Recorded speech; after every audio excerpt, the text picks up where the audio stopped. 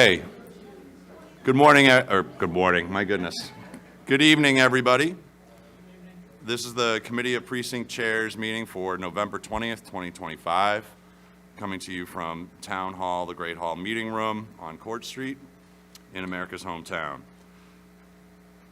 I'd like to welcome everybody here this evening. As usual, we're going to go through the roll call to ensure a quorum. So I'll begin with Precinct 1. Christine Pratt, Precinct 1. Precinct 2, myself, Matt Tavares. Precinct 3. Dale Weber, Precinct 3, where it all began. Precinct 4. Charlie Beautrain. Precinct 5. Absent. Precinct 6. Robert Freeland. Precinct 7. Here. Precinct 8. George McKay here. Precinct 9. Precinct 9, Catherine Holmes.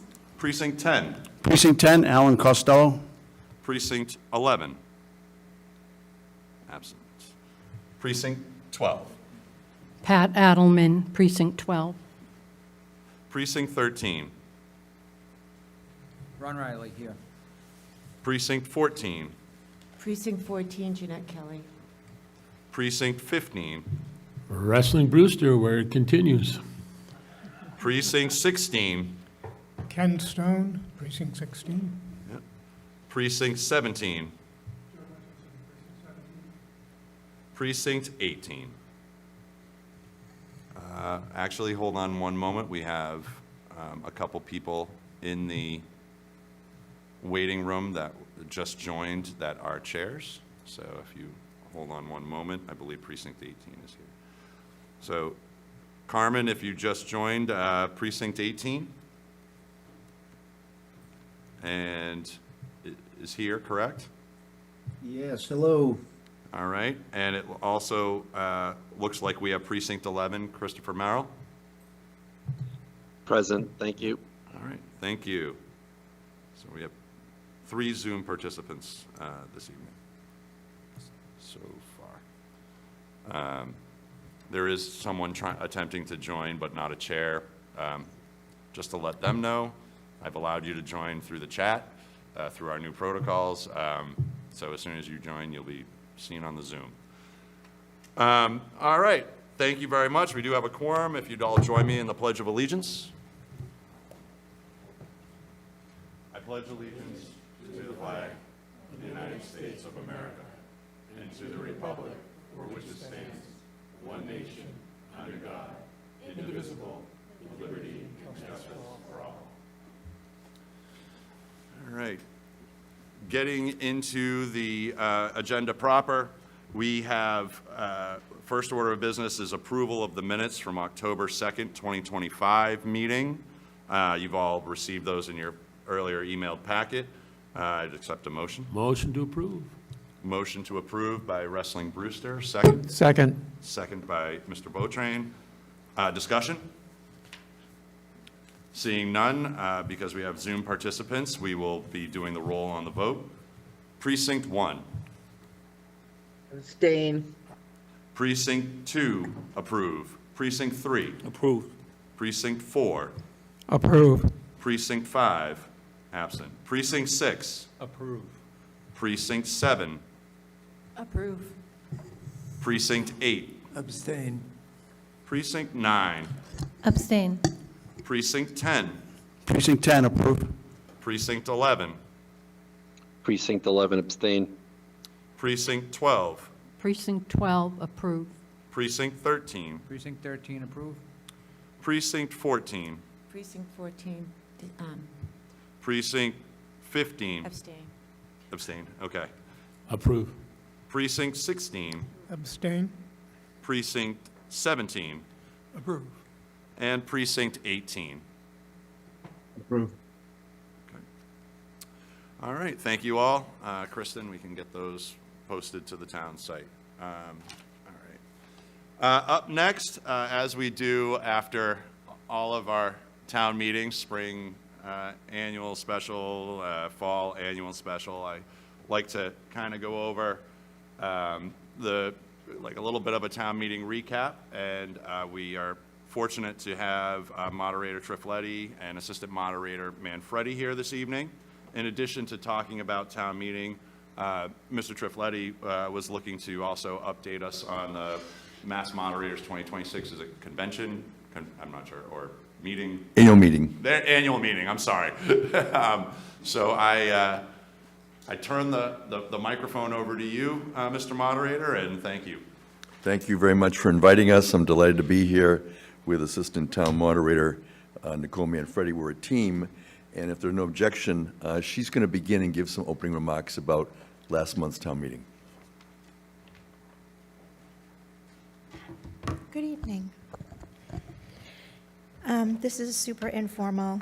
It's kind of just, I feel like I'm repeating myself to the same group of people, but for those who are unaware, we've been following a remote town meeting format since 2020. So the efforts of the past 5 years migrating to that format have made a pretty significant impact on participation and attendance. We average between 20 to 35 remote members each meeting, and sometimes that, I don't think we've ever gone below 20. Sometimes we go above 35, depending on circumstances. And with 162 members, the attendance is on average about 150 people, and that was not the case prior to the hybrid model. Mr. Trifletti and I had chatted before the meeting, and in his circle, and as well as in mine, I was previously working at the State House. I now work for the Department of Licensure. But in our travels, we talk to folks who represent different parts of different communities, and they ask about the hybrid model, and we are light years ahead of every town in this Commonwealth, light years. And so I've met with a few legislators, and they'll say, like, tell me what it looks like. And a lot of them have the open town meeting format, so it's a little bit different. But they don't understand the moving parts that it takes. We can't do it without OTI. We can't do it without the schools. The schools couldn't do it. All of those parts, local scene, if one of those pieces of the puzzle wasn't available or able to kind of pull their weight, this wouldn't be happening.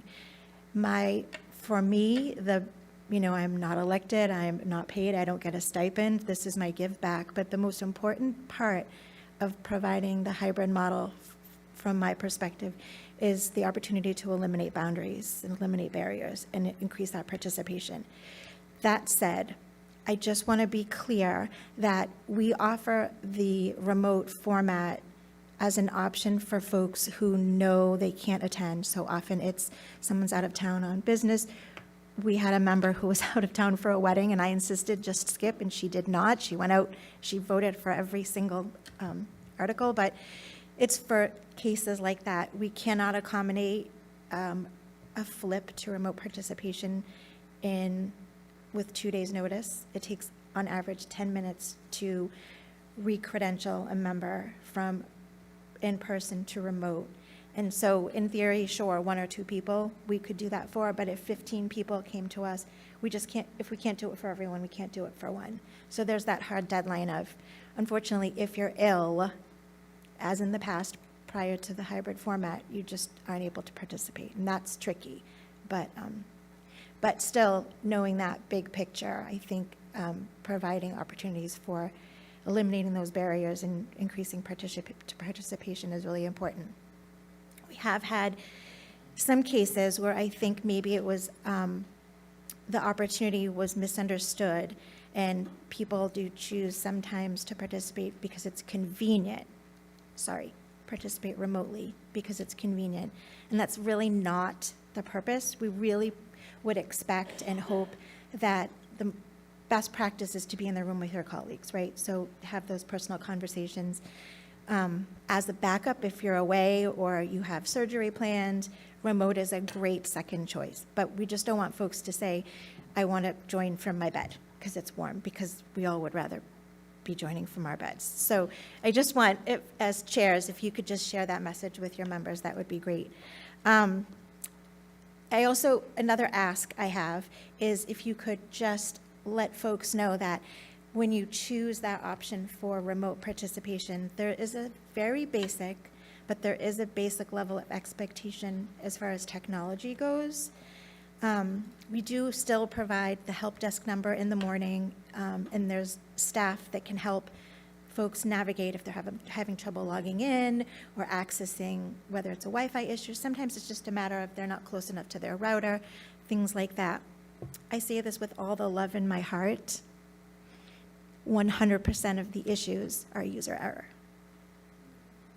100. Not in the beginning of development, but in the last probably 2 or 3 years, the issues that we have with technology. And I'm not saying that that means somebody doesn't know what they're doing. You know, I'm not saying that at all, and I love problem solving with people, but I just want folks to know that unless service goes down, the issue is user error. So I don't think my job ends there. I think even if somebody is still struggling, it's still my responsibility to help get them online. But there are some things, like, I just want to give you an example because they're things that I never thought of until we got deep into the hybrid model. When people copy and paste their password, if they happen to copy one white space after their password and they paste that in, they can't access. So think about trying to explain that to someone about the white space that they've copied. Like, it's just that tricky. And that's not really the fault of the user. It's just those are the kinds of things that happen, or if somebody logs in on their wife's computer, they're not able to access, or there's just all kinds of things that I never thought of until they happen and I'm up there and I can't figure out how to fix it in the moment. So thank you for being patient. I feel like you've all been very, very supportive. Truth, when we started this project, I was a teacher, and so that March, we were sent home, and we weren't teaching. There was no expectation to teach, except for the voluntary commitment that we made as teachers, and for months. So I spent 40 hours a week for 3 weeks developing this town meeting model. It wouldn't have happened had we not been sent home with COVID. I couldn't have done it working full-time. So we're here. I think it works great. I think it's near perfect. I do. I mean, I have a wish list of things, but I just ask for your continued support and encouraging members to, if they're new, watch the video, because sometimes folks will say, I don't understand, and they want me to help them log in, and I say, did you watch the video? And they'll say, I don't have time for that. The video is me quite literally taking my mouse and showing them how to manipulate their browser and minimize and maximize their screen, and the things that you can't talk someone through on the phone. And so it's all there. And I'm not telling you this to absolve myself of the responsibility of helping people, but visually it's better, I think, for people to watch those videos and just and get an idea of the nuances.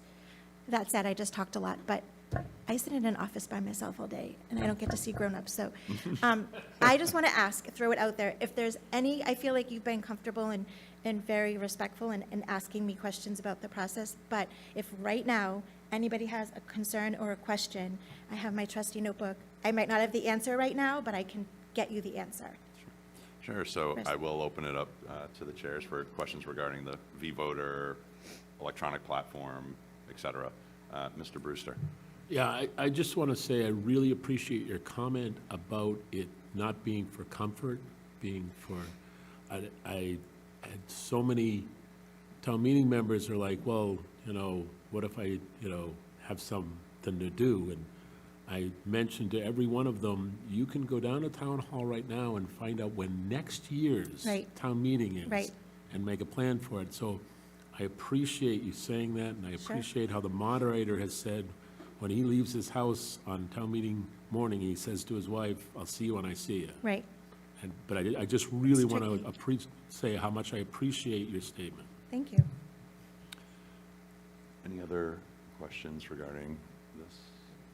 If not, I do have one very quick question, and I'm not sure if you can answer it or if it's Mr. Trifletti.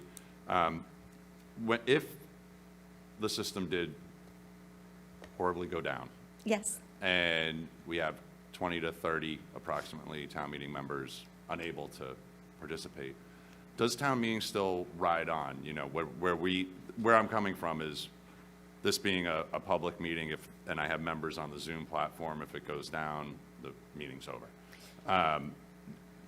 Is it because we have a majority within the room? Does the town meeting still ride on? So I'm gonna Yep, I'll let sure. the moderator address that further, but if there's a quorum, we can proceed. And in the past, some people have lost Wi-Fi, like personally in their own home. And we have said, depending on their circumstances, if you can get here, I hate to say this because I'm contradicting myself, but in a case where the technology would be our fault, I would try really hard to say, if you can get here, it might delay the meeting, but we can try to get you logged in as an in-person. I mean, I think that would, whatever happens, happens in a case like that. But as long as we have a quorum, we would continue. That's what I assumed, but I didn't want to assume, so. Yeah. Ms. Holmes? I think that it would be, that's a really good point that Matt's making. So I think it might be worth the time between now and the next one to maybe come up with like a redundancy plan, as to if we did have some type of. What would that look like? Well, we could talk about it. Okay. Yeah, Yeah. yeah. I mean, I've got certainly some ideas, but we could put it in writing to say, and put it in the handbook, so that it says, Sure. you know, if in fact this happens, this is the expectation. Yeah, yeah. And then that way, people know in advance that that's also the risk that they're taking. Right. So that it doesn't fall, the burden doesn't fall on the assistant Yeah. moderator. It's pretty to clear. My communicate the emails to remote message. folks are pretty clear, that you're locked in and you can't, there's no Yeah. change, and that's just the way it has to be. I would be concerned about putting in writing a contingency plan, because I can't speak for OTI in being able to get 30 people's Yeah, but credentials it's- flipped over. Like, I can guarantee that wouldn't be possible. But I'm also thinking, out of the 30, most of those people probably are not at home, which is why they're remote, so it wouldn't be 30 people that would have to come. True. Yeah. Yeah, I just think it might be worth us taking some, like, at least an hour in a meeting to maybe talk about a disaster recovery Yeah. plan. My narrative has always been, I'm happy to have that conversation. Yeah. I'm a techie geek, right? But the narrative is, it's always been, from our perspective, we don't have to provide remote. We just do it because we know it's good practice. So if It's and all it fa- goes it's all- down. It's all fair. Yeah. And I don't have a position on it, quite honestly, Sure. but I'm saying, No, I think it's definitely worth having a conversation, because we were at the very beginning, I was telling people, before I learned how complicated it was to flip them, this was partly my fault at the time, if something happens, come into the building, and when it was hybrid, and we had like separate rooms, right? We had like one group of people in this room, and in hindsight, that would have been a disaster. But in my head, I was thinking, no big deal, but we had some issues, not to the fault of OTI, with credentialing and flipping people back and forth, and that's when I realized, every meeting I learned something was like, oh, we can't do that, that's not gonna work. So that was one of the issues, but I'm happy to have that conversation. And Yeah. Yeah, for sure. I- Yeah. We've lost 30 people. Yeah. Right. Right, yeah. But I think it speaks right to your earlier point, is being in person is best because you have those conversations and you're there. It's a tool. It's a privilege, not a right. So as I told my son as he was learning how to drive. So less it's dangerous. best, and especially for new town meeting members, it's the Right. best way to learn the process, Yeah, is to be there for sure. in the room. So thank you very much. Mr. Moderator. Yes, thank you, Nicole. And Catherine, in response to you, I wouldn't say we've had disaster planning, we have had disaster experience in the past.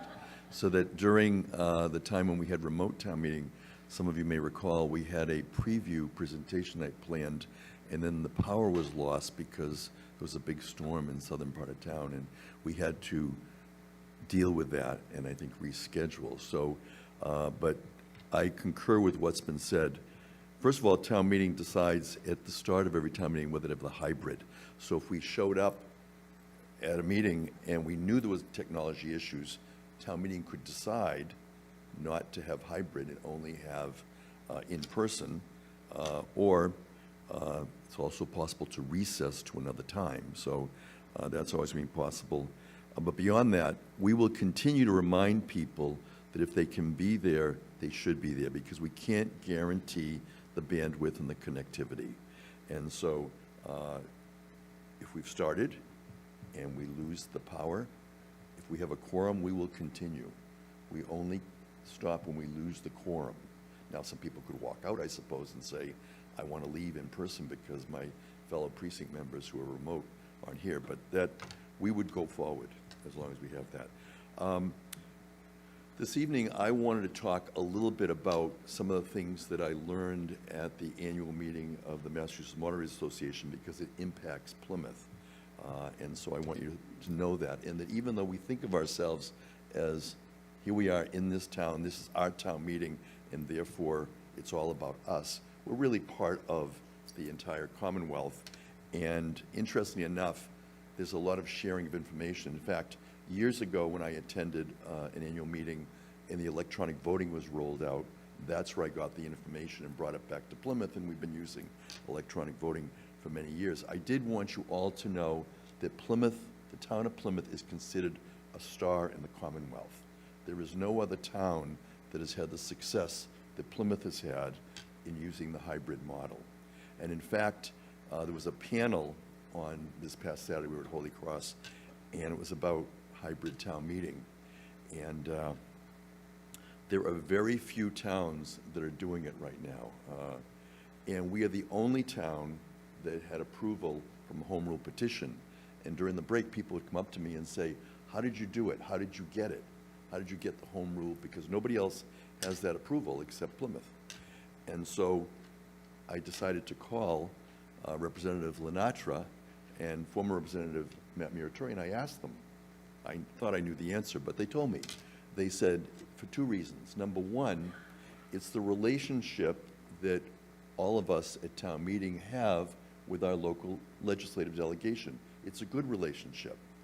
And second, it's also the relationship that our legislators have developed with other people in the Commonwealth. Specifically, Representative Lenatra said to me that she is very friendly, I guess I would say, or close to the chair of a municipal committee that was very much involved in pushing this through. So I just wanted you all to know that what we do just doesn't happen in a vacuum, and that we need to work together with our legislators, and they in turn need to work with other legislators throughout the Commonwealth in order to then have the success that we're enjoying here in Plymouth.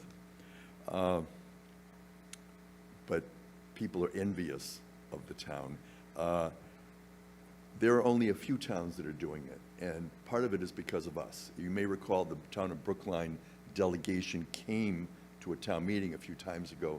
They are now doing hybrid, and Lexington is doing hybrid. Other than that, you may recall that the moderator from Reading came, I think, last spring to watch our town meeting.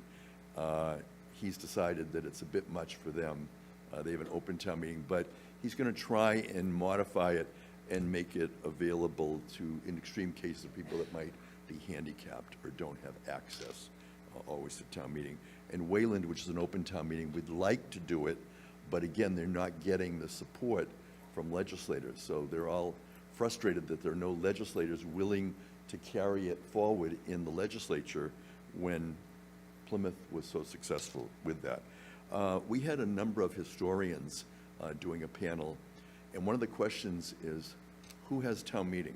And I thought this was particularly interesting because they said right now it's basically the New England states only that have town meeting, and people asked, well, why is that? And I hadn't really thought about it, but they said that we were founded by families, and as a result, you know, it's continued to have the strength, whereas in other parts of the country at the same time in Jamestown, they're founded by property principles, people trying to create a community because of property interest. And so because of that root in the family, that has held us in good stead, and the feeling was the town meeting is good, high-functioning local government with fairness, justice, and impartiality.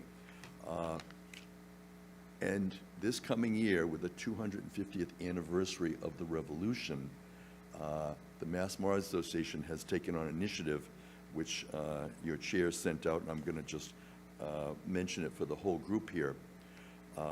But it's about the spark of the revolution, and how is town meeting going to be a part of this celebration observance. And once again, Plymouth is right at the center, because we started town meeting with the Mayflower Compact. And so it was Plymouth that people were looking to again. And I'm only going to read you one line, because then I'm going to go on to now. But in the compact, the Pilgrims said, "We covenant and combine ourselves together into a civil body politic for our better ordering and preservation." So back when the Pilgrims settled here and they first organized town meeting, they have been a model going forward, not only for the Commonwealth. And one of the things I have here I'm going to share, one of the historians, Mr. Tucker, I don't know if any of you remember him because he used to work here at Plymouth Patuxent, but he is now the executive director of the 250th anniversary celebration this year in the Commonwealth, and they had magnets made because the historians have been looking back at town meetings at the time of the Revolution, and I have these magnets, which I'll pass around, which have quotes from various town meetings in 1773, just before the Revolution, and there aren't enough to share with everybody, but you can, whoever wants one, certainly take one. I'm going to go now to the present and talk about what our initiative is at the Mass Memorial Association. And just so you know, I serve on the board of directors, and I'm also a member of this committee. It's a small committee of moderators where we're trying to do this initiative in this coming year, and I welcome any type of input or suggestions that you have that I can bring back statewide. And just so you know, in preparation for the annual meeting, I met with one of our town meeting members from Precinct 3, our director of, the executive director from the Pilgrim Hall Museum, and she was very helpful to me, and she reminded me about Patrick Brown, who is from the Antiquarian Society, and he is going to participate at our spring annual town meeting with some of his enactors, because we will be observing here in Plymouth and recognizing how the Revolution in 1776 impacted town of Plymouth and town meeting. But here is our mission statement in pertinent part. To strengthen society and associated civic institutions using town meeting as an exemplar, and model the importance of civic discourse. Preserve and promote the principles of local, deliberative, participatory democracy in the present day, drawing from the lessons of American self-governance and its roots in the Commonwealth. So again, what we're hoping is, in my own words, that town meeting can be an example, can be a model, that we can deliberate, debate, we can disagree, but we can do it civilly.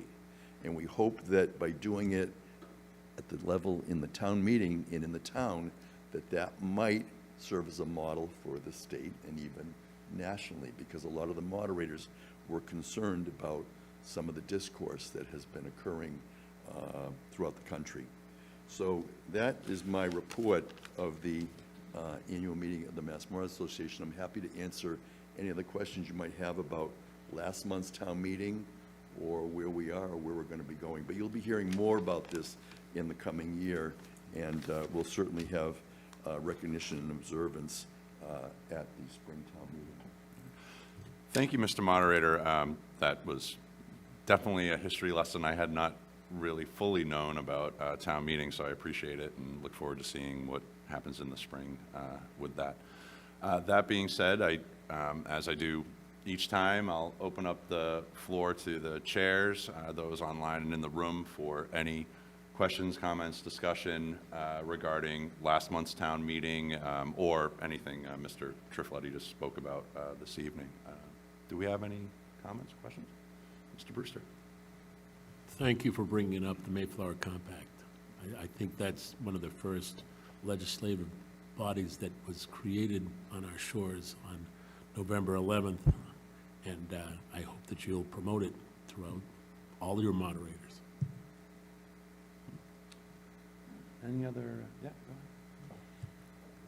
Beth Gregg, Precinct 7. I just wanted to say I appreciate the context, because this is my first year as a precinct chair, and the history lesson and putting it into historical context is very helpful. It makes me understand better sort of the gravity of what we're doing and how we're doing it. So I appreciate that. Thank you. Anyone else online or in Zoom? Not seeing any. You got fairly unscathed here, but I did want to thank both of you, Mr. Moderator and the Assistant Moderator, for one, taking the time this evening, but for all the work you do in leading up to, I know it's almost like we finish one and roll right into the next. I hate to tell you that. I can see on Nicole's face, but yeah. So, but thank you for all of the hard work. And we thank you, and again, if you can take back to your precincts the positive feedback that I'm getting statewide for the town of Plymouth. I can't say enough about how impressed other communities are about what we've been able to achieve in here in Plymouth, so thank you. Thank you. Okay. Moving right along within the agenda, we have spoken about this topic. This is going to be the appointment of the Earth Removal Bylaw Review Committee members. As you remember, this pretty much started out as an article at town meeting that was withdrawn. We had a lengthy discussion about how it was going to be made up. It's you've all received the charge, and I think you a couple times now at this point, I hope, and have also been kind of following along with how this has progressed through the planning board, select board as well. We are going to be appointing 3 members. The planning board is going to be appointing 3 members, and the select board is going to be appointing 3 members. That application period closed on November 11th, and we have candidates before us this evening that may have also, it was up to them whether they wanted to apply for the COPC, the select board, or the planning board, or across all 3, to be honest with you. Some may have chosen that option, some may have not. We are actually first up out of the 3 appointing bodies, so congratulations, everyone here. And the way that it's going to work, it's very similar to any other appointments we do within the town. We're going to interview each candidate. I'm going to go through just how they're listed on the agenda. There was no particular order put to that. I actually didn't even type it. I let Kristen do that. And we'll have those people come up, introduce themselves. I'll let the committee ask questions.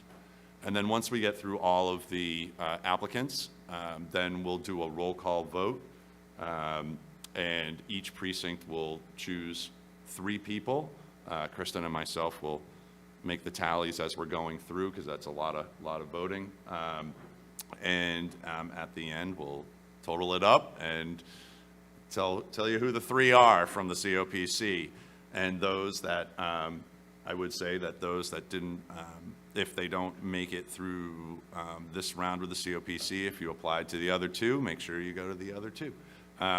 We have a lot of candidates, so can't be everybody, unfortunately, here this evening. So that being said, are there any questions before I get started with the first candidate on the list? Not seeing any. Mr. Peck, if you would like to come up, please.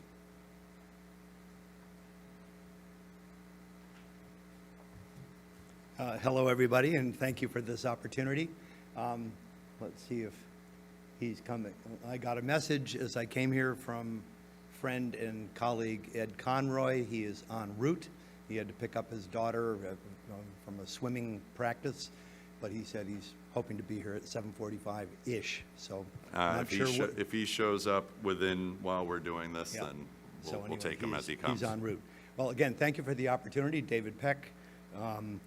As you may know, I'm a chairman of the town's building committee, an alternate on the zoning board of appeals, also vice chair of precinct 4, so I've been here in the past, and also a member of the Plymouth Stewardship Alliance, which has been the group for the past half a year or more working on bringing this forward to town meeting in some form.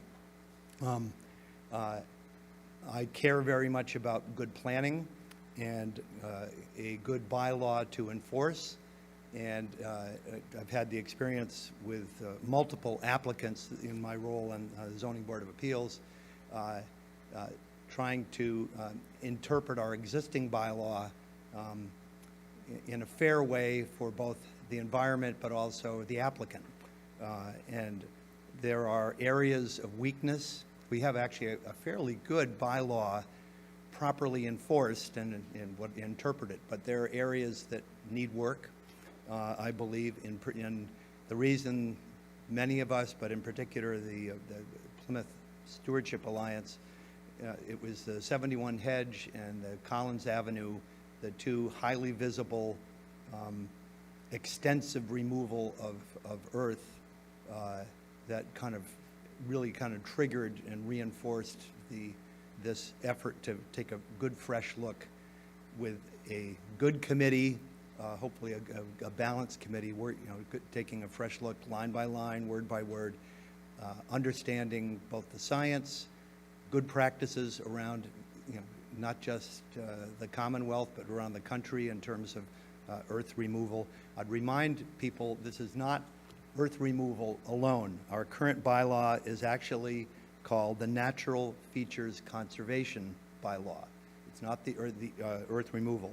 And I want to be part of the group that rolls up our sleeve and works on it.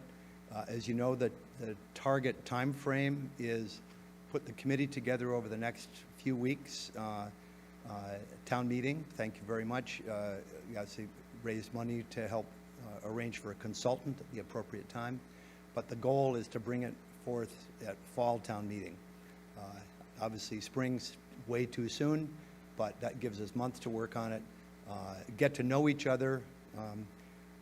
Many of the names of the applicants who've come are exceedingly qualified, and so it's heading to be a good group, I believe, up to you and planning and select board.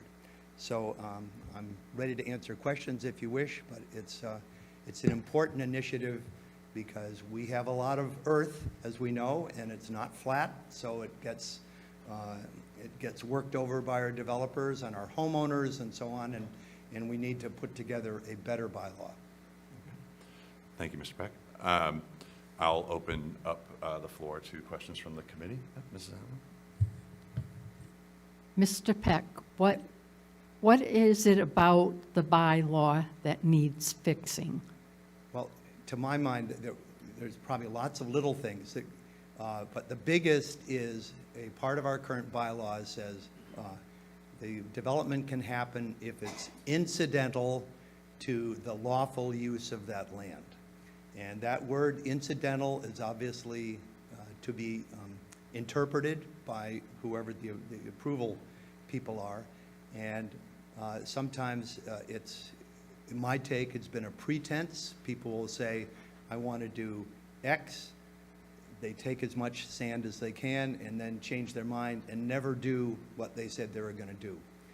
We've certainly had it with cranberry bogs. People create cranberry bogs and then say, I've changed my mind. The cranberry market's tanked. I'm going to put solar field on it. Now, in 2018, 2019, our current bylaw was rewritten and strengthened, one of the provisions is you can't change your legal use for 5 years because people were coming in and then changing it almost instantaneously.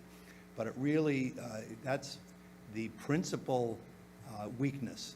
There's others, but the sort of interpretation of what's incidental has been where applicants have taken advantage of that and say, I'm doing something that's important to the town or it's legal, and then they finish extracting as much sand as they can, which has a high value, as we all know, and then not following through, just leaving an empty sand pit, and we've seen two of them. One is 71 Hedge.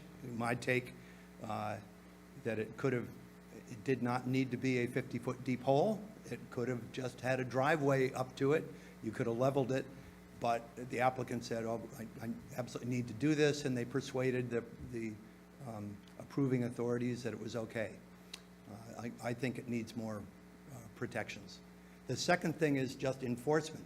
Again, my take, it's not a bad bylaw, but there aren't a lot of penalties in it to speak of. We're probably short-staffed in the town hall to go out and see what they're doing out there. I heard a story from Lee Hartman, Director of Planning, saying at one point he sent one of his staff members out there for a full week to a project, sitting in her car, counting trucks. And it was sort of so she squandered 40 hours of staff to try to confirm that the truck count was what it was supposed to be. So enforcement is something that I hope we can also tighten up. Thank you very much. You're welcome. Thank you. Mr. Merrill? Thank you, Mr. Chair. Mr. Peck, how would you handle conflicts between environmental protection and developmental pressures if you're on this committee? Well, it's a balancing act.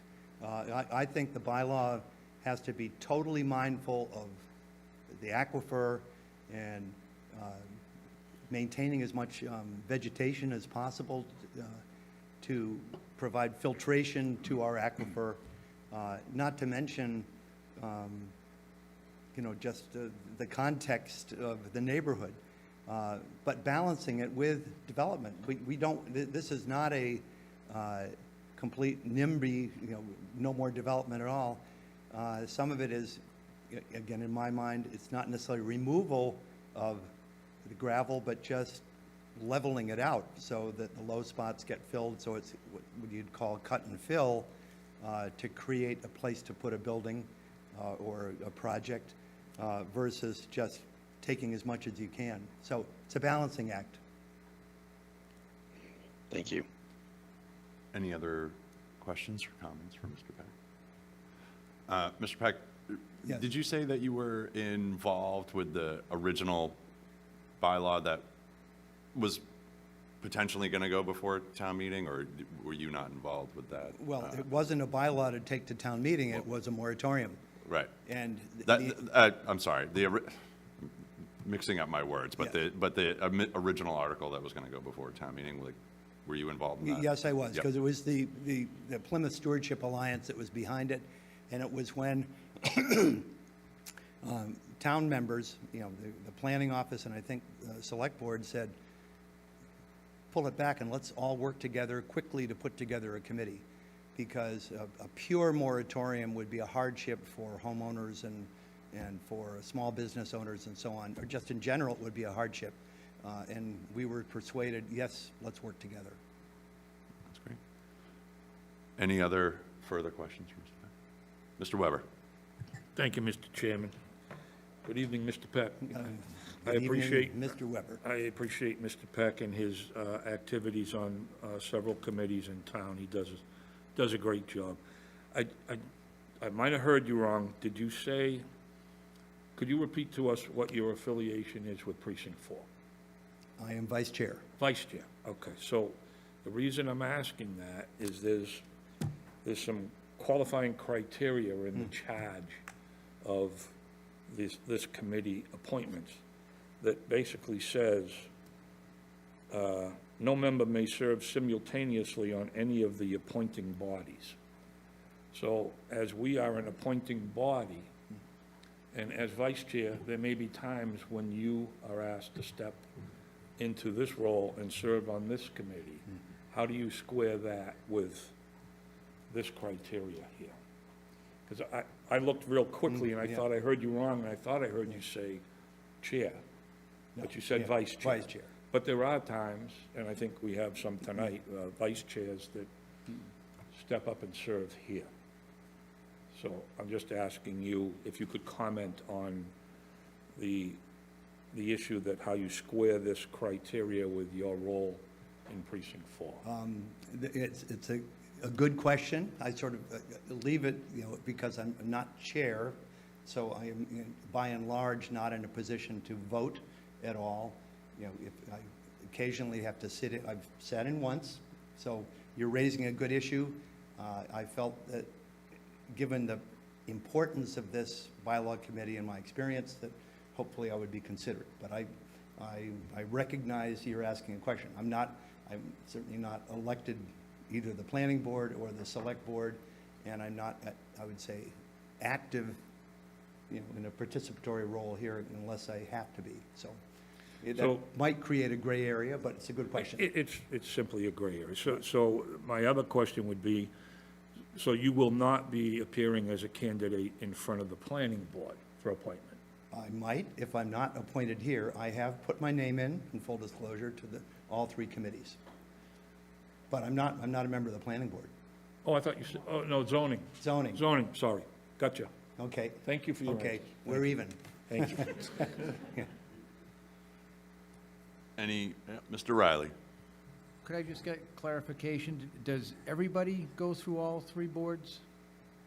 No, some members, and it's a valid question to ask when they come up here before us. Okay. Some members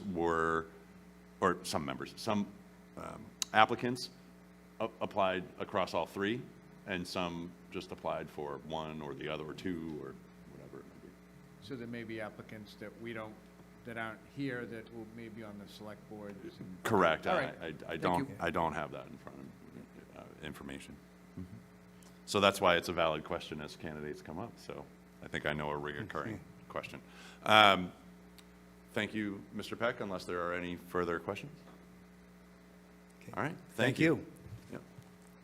And I don't believe Mr. Conroy, he had initially said that he would be here in person. We heard he might be running late. So unless there are any objections, I'll just move him towards the end, and we'll move on to the next candidate up, which is Mr. Watkins.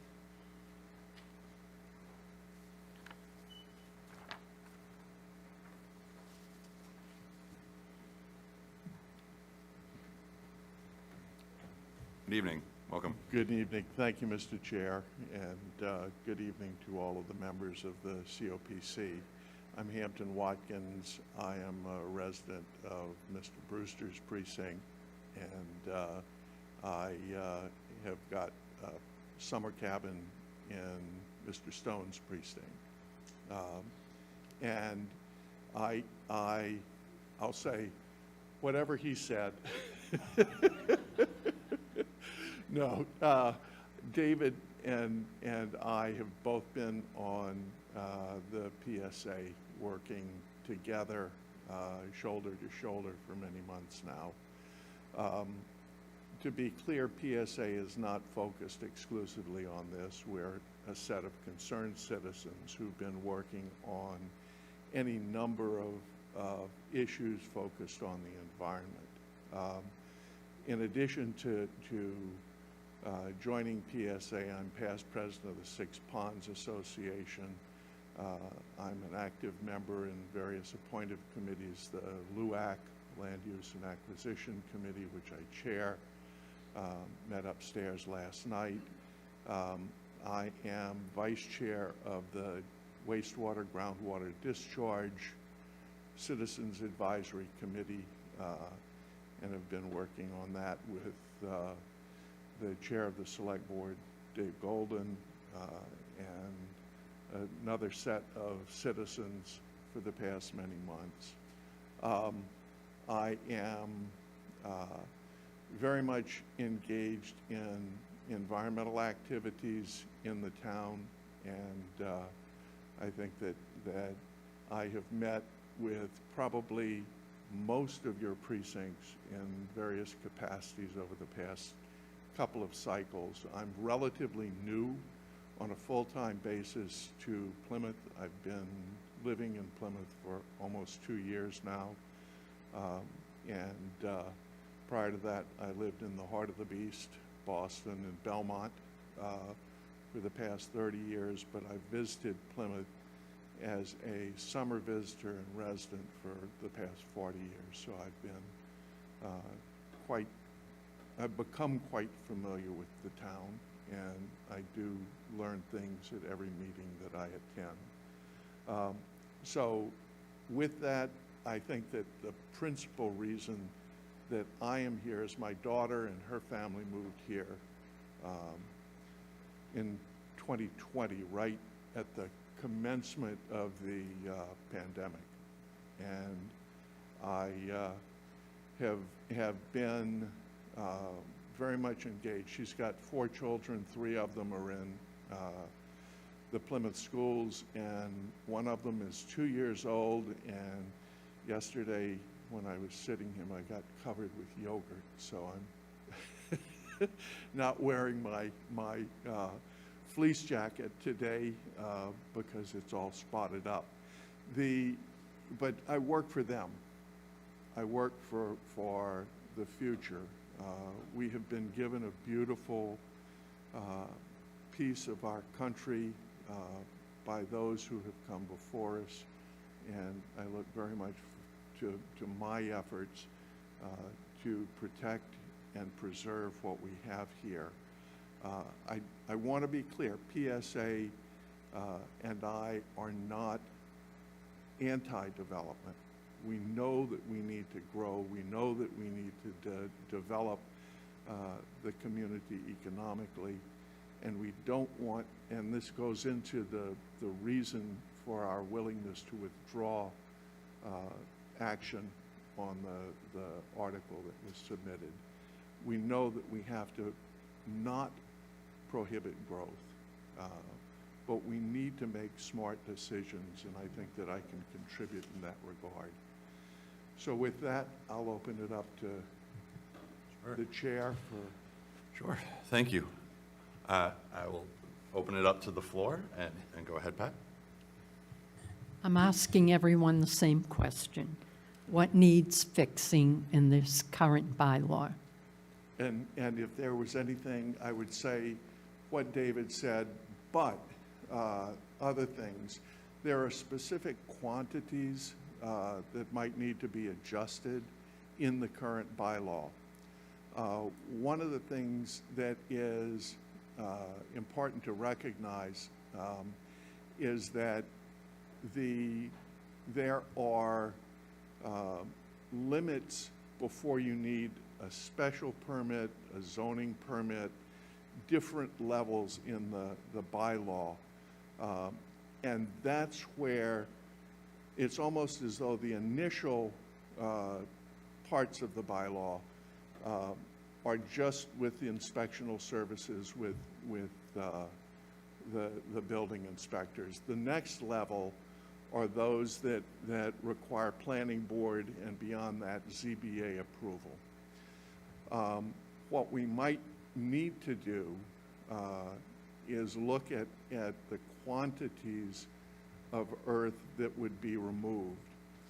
And the question, another question that might need to be considered in addition to those that Mr. Peck raised earlier are what constitutes earth removal? In other words, if you move earth from one portion to a site and back to another section of a site, is that earth removal? It is actually the removal, I would assert, of the earth from the site. And Isn't it that the quantities limited to the earth that can be removed from the site? Is that the present bylaw? that is what is permitted by special permit and by zoning permit.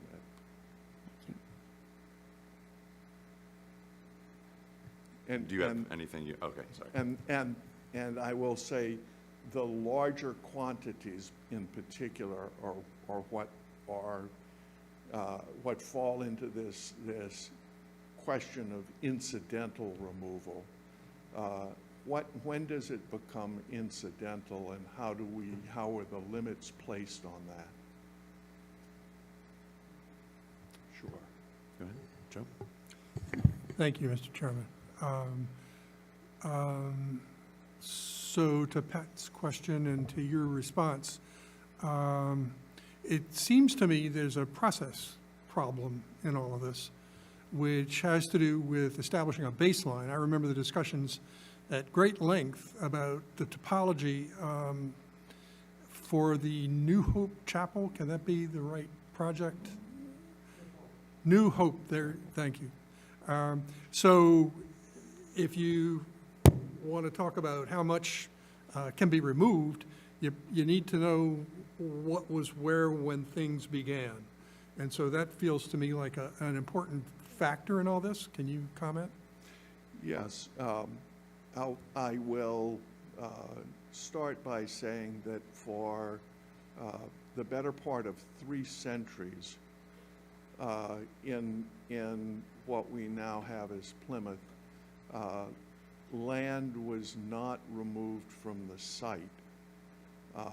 Land was kept on site. It might be, you might dig a pit, for example, for the 1820 courthouse for the basement, but that earth that was removed was used for landscaping elsewhere on the site because it was simply, we did not have the mechanisms and the mechanics to do large-scale earth removal.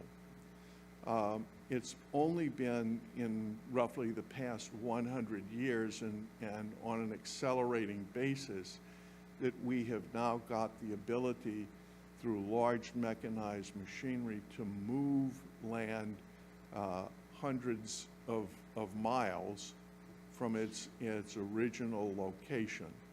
So I don't know whether that answers in the larger scheme of things, but yes, the land changing of the landscape, the features of the land is critical, and I think that has in part, and I'm not against agriculture, but as it has allowed the creation of new bogs, whereas most of the early bogs were naturally occurring bogs that were repurposed for the cultivation of cranberries.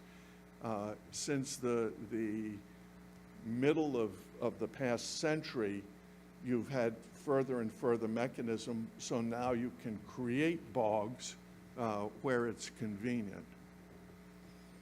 Right, just as a follow-on, in cranberry agriculture, cranberry growers create giant piles of sand and then move different classes of sand from place to place.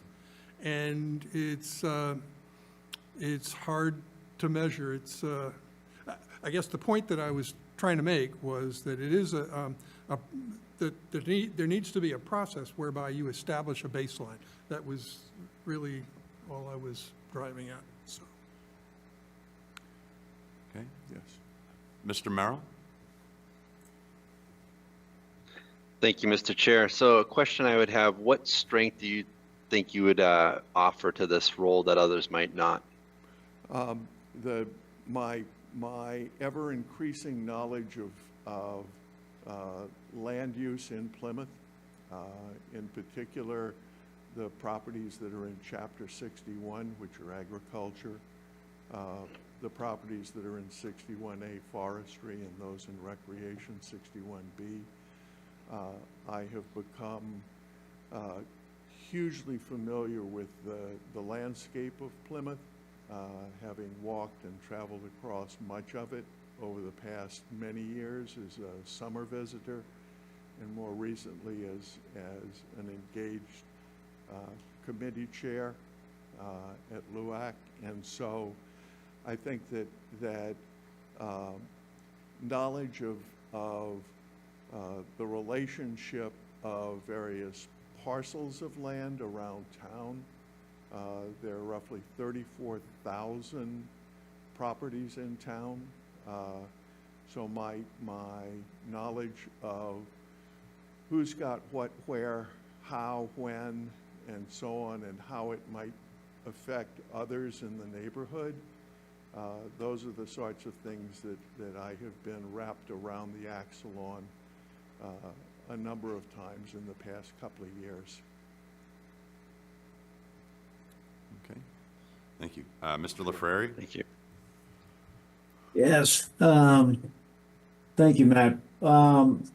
Mr. Watkins, I'm curious, I understand that you've done a lot of work with Mr. Peck, but I was wondering if you could tell the committee a little bit about your background, your education, your qualifications along with what you've been doing. And could you just share some of your education experience? Sure. I have a bachelor's in chemistry from Tulane University in New Orleans. I came to Massachusetts as a graduate student to join what was then the Earth and Planetary Sciences Department at MIT. I completed a master's in Earth and Planetary and a doctorate in planetary sciences, studying the origin and evolution of terrestrial planets in the solar system. All of this was before exoplanets arrived on the scene a few years ago.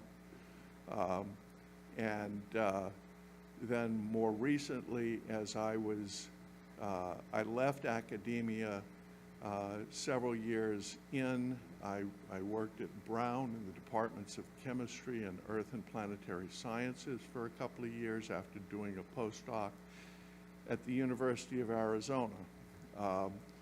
I then departed and went into high tech.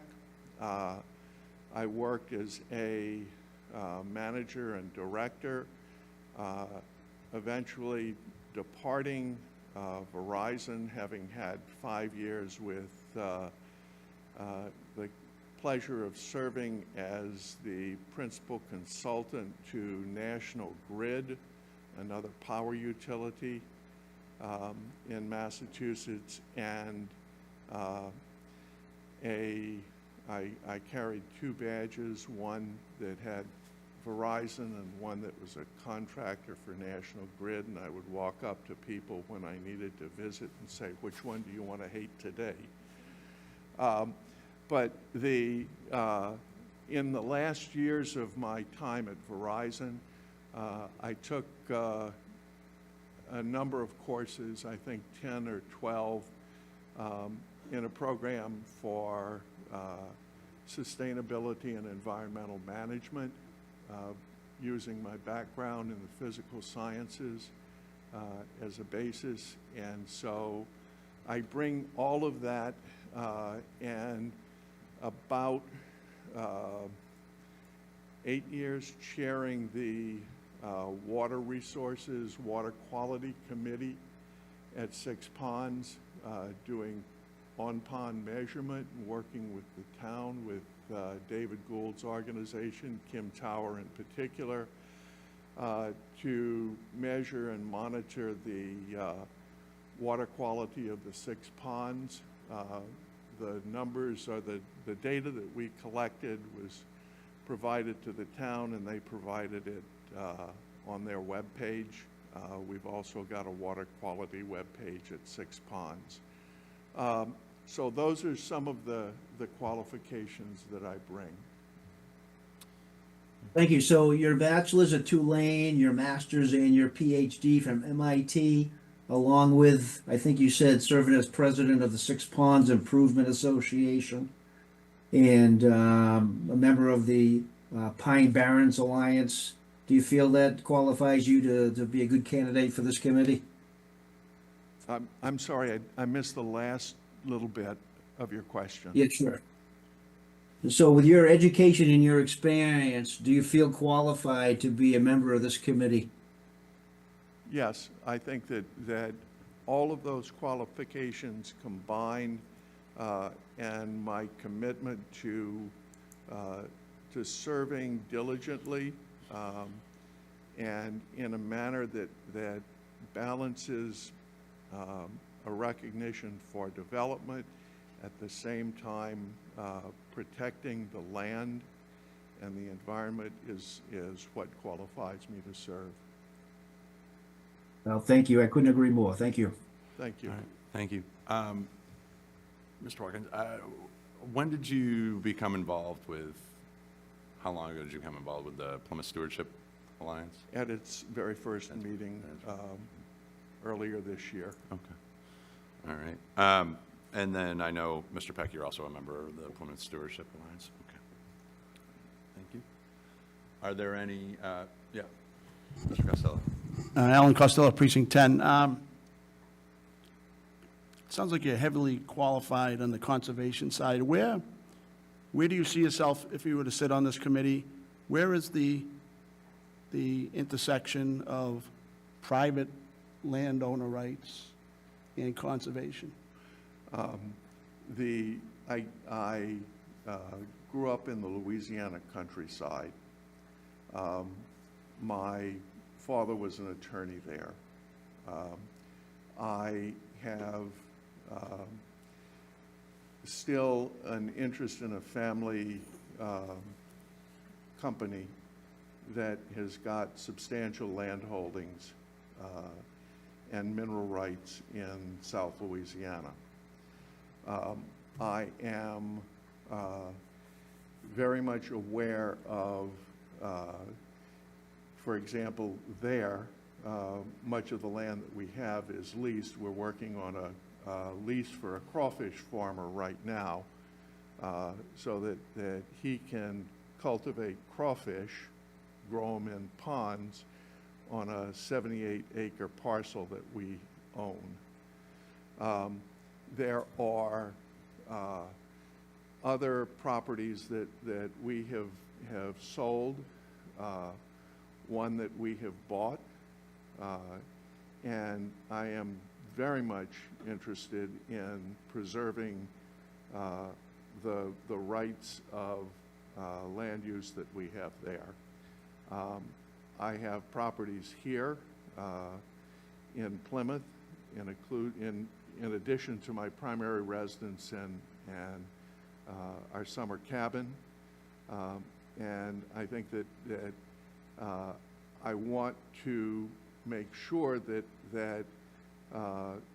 the rights of all citizens are protected. At the same time, I think that we all as citizens have responsibilities to shepherd, steward, care for, and make sure that the land and water that we have is available not only for us, but for our grandchildren and great-grandchildren. And so I think that it's a balance. It's always got to be a balance between rights and responsibilities. All right, I appreciate it. Thank you. Any further questions within the room or online? Not seeing any. Thank you, Mr. Walken. Thank you very much. Next, we're going to go, we have a participant coming in via Zoom. The next person is Anatol Zuckerman. Anatol, if you can unmute your microphone, please. Mr. Zuckerman, if you could unmute, thank you. Or, oh, not yet.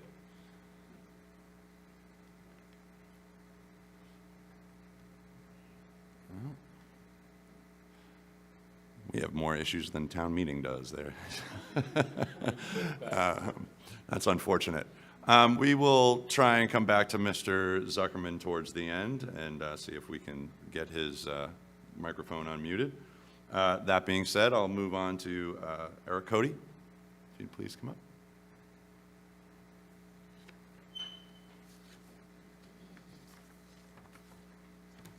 Good evening, everyone. Good evening. I'm Eric Cody. I'm from Precinct 8, the marvelous sort of satellite community of Ellisville.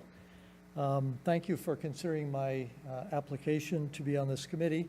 Some of you may know me from my work with the Friends of Ellisville Marsh, which I co-founded in 2007 and still lead. My advice to anyone who's thinking about forming a nonprofit is get an exit strategy.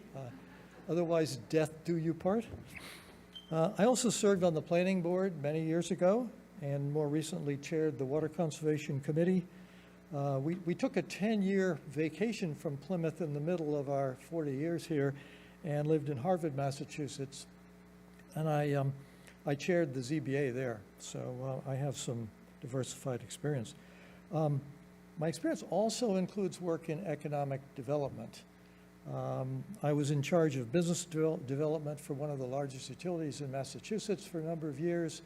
We covered 168 towns, including the city of Worcester, the Merrimack Valley, and I was the point of contact for large, very large corporations from around the world that we're looking to locate or expand in Massachusetts. During that time, I also served as chairman and president of the Mass Alliance for Economic Development, which is a public-private statewide partnership that had the same basic purpose. And the Mass Alliance, it's now known as Mass Econ. It maintains a site finder database. I don't believe Plymouth has any sites in the database, but that's one of the first places that big companies go when they're looking for development sites in the Commonwealth.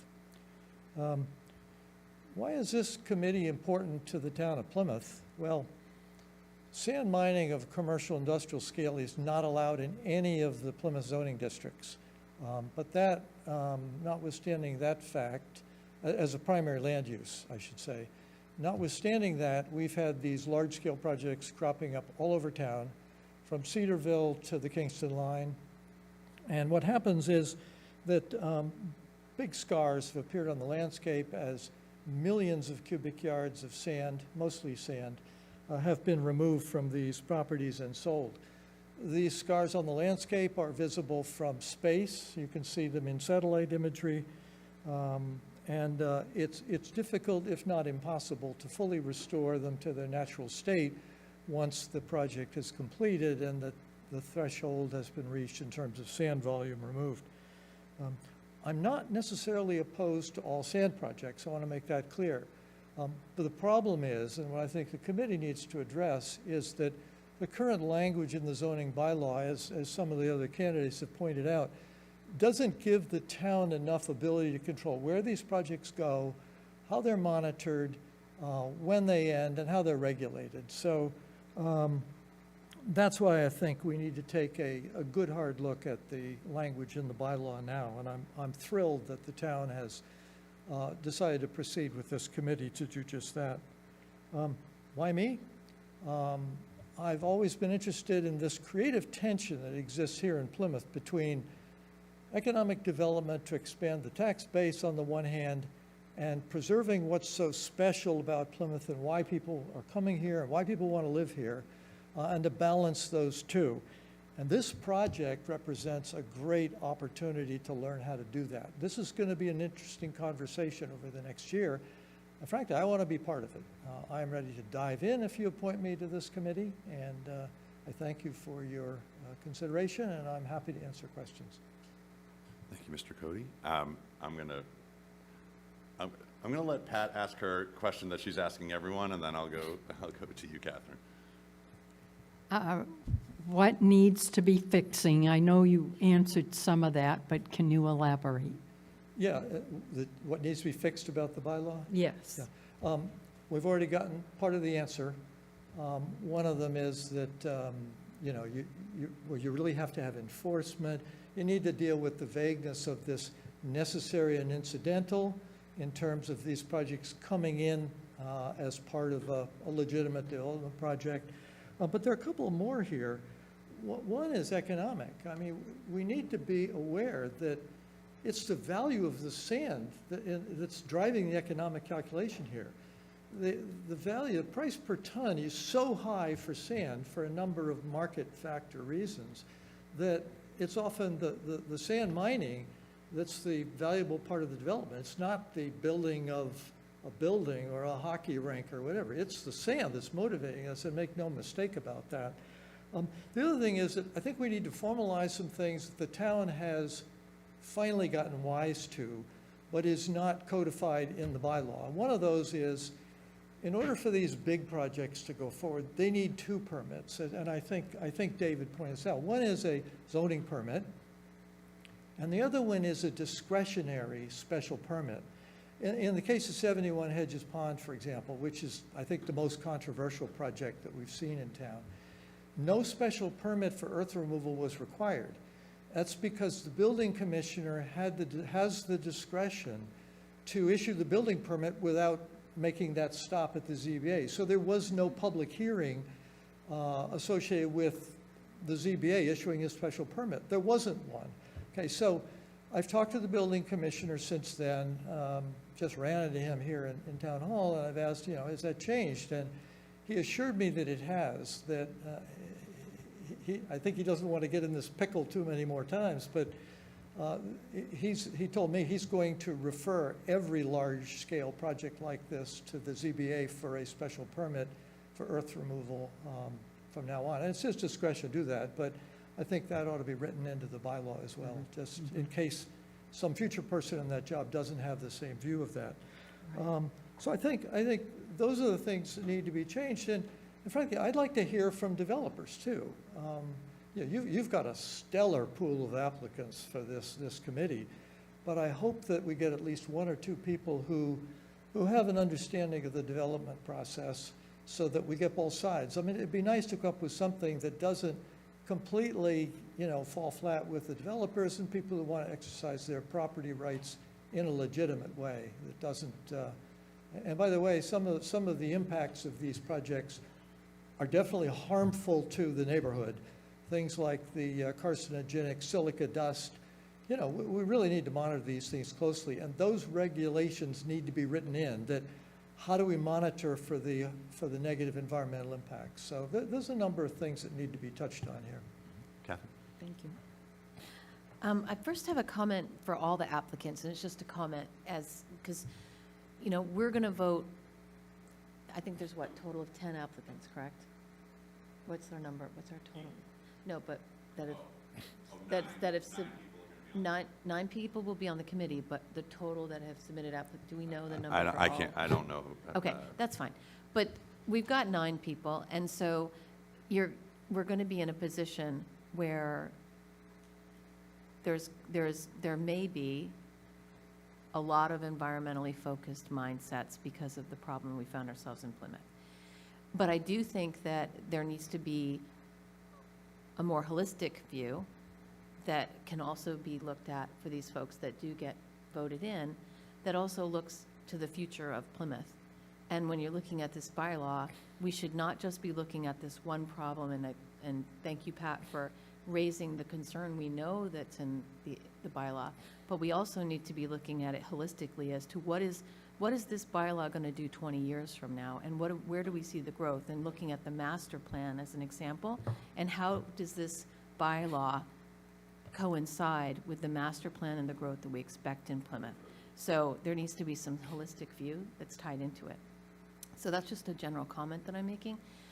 But I also think, having watched what happened with other committees that have formed in town, that every committee comes to the table with lots of personalities and different dynamics.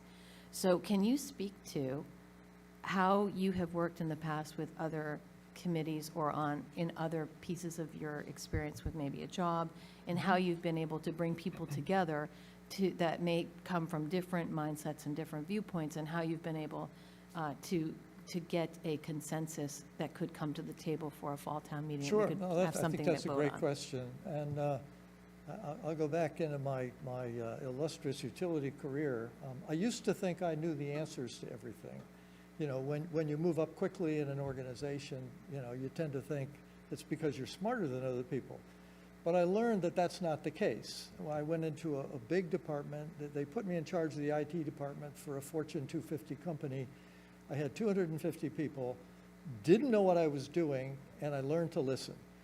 We used quality techniques where we went around the table, everyone had an equal voice. Some of the people that never speak up in a regular meeting have the best ideas.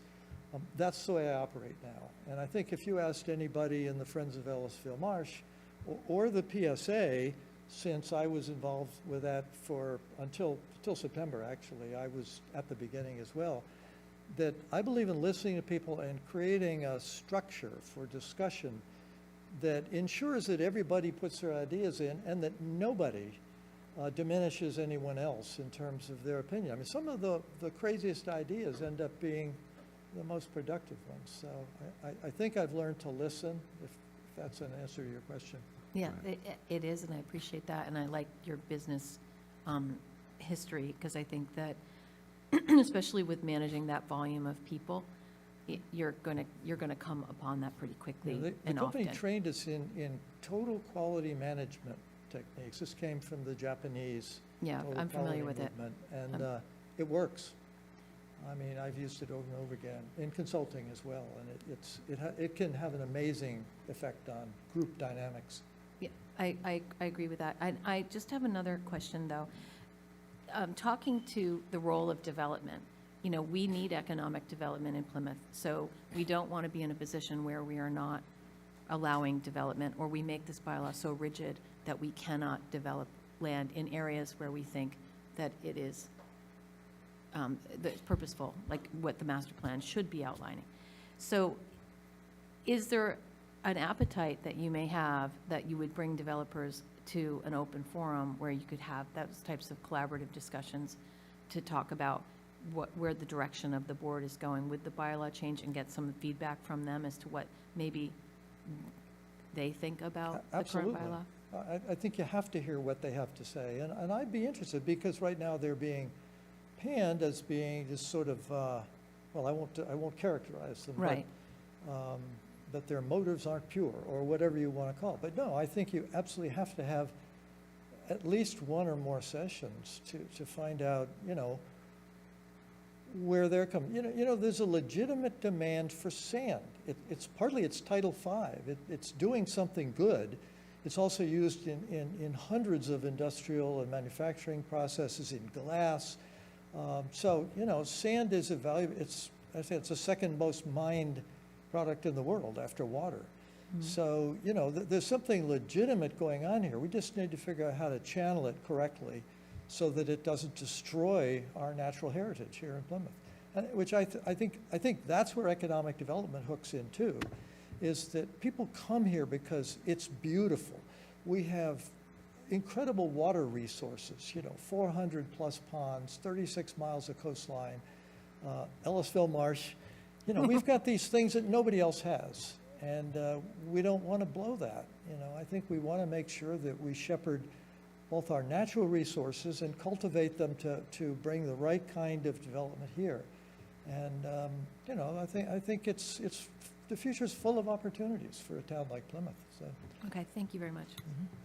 Mr. Coder, you spoke to being part of the Plymouth Stewardship Alliance up until September. Is that alliance still? Mid-September. Yeah, is that alliance still, or did you leave that? Is that alliance still? I I'm more curious. I haven't attended a meeting or anything like that since then. I dropped out before the town meeting. Before the town meeting? Yeah. Okay, all right. Oh, thank you, I appreciate that.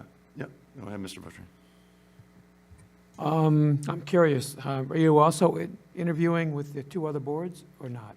I am. You are, okay. I'm hopeful about tonight, or barring that, the third one, the planning board, because I can't be here next week for the select board. I'll be in Virginia. I may be able to dial in, but I can't guarantee I can make that one. Okay, thank you. Any further, excuse me, any further questions for Mr. Cody? Seeing and hearing none, thank you very much. Thank you. I see Mr. Conroy has joined us, and I see Mr. Zuckerman, you have your camera on, so I'm just, with him being on Zoom, we'll try one more moment. Mr. Zuckerman, if you could unmute your microphone. Let's see if we can get, we've got you on camera, so, oh.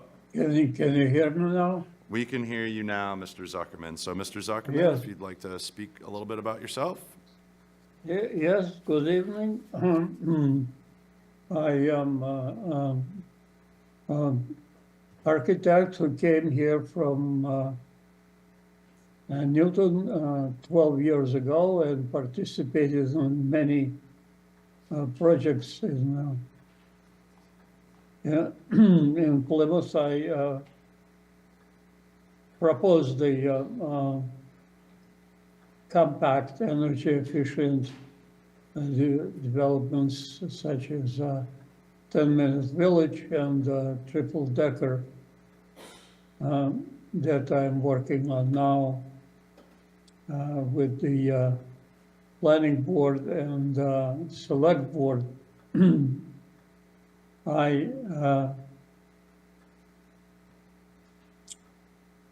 served on Plymouth Energy Committee for 3 years, and we argued about how many acres should be allowed to take for sand and gravel removal. And I worked with the late Malcolm McGregor on reducing the amount of acres that came at 40 acres first, and finally it was minimized to 5 acres. And that's what I think is a current zoning bylaw requires, but still it is much of a removal of the natural environment and then disturbance of the natural environment of Plymouth. I proposed at that time to allow removal of sand and gravel to only undisturbed land, but my proposal was not approved, and so it is what we have. It is not what bothers me about this situation, frankly, is that the necessary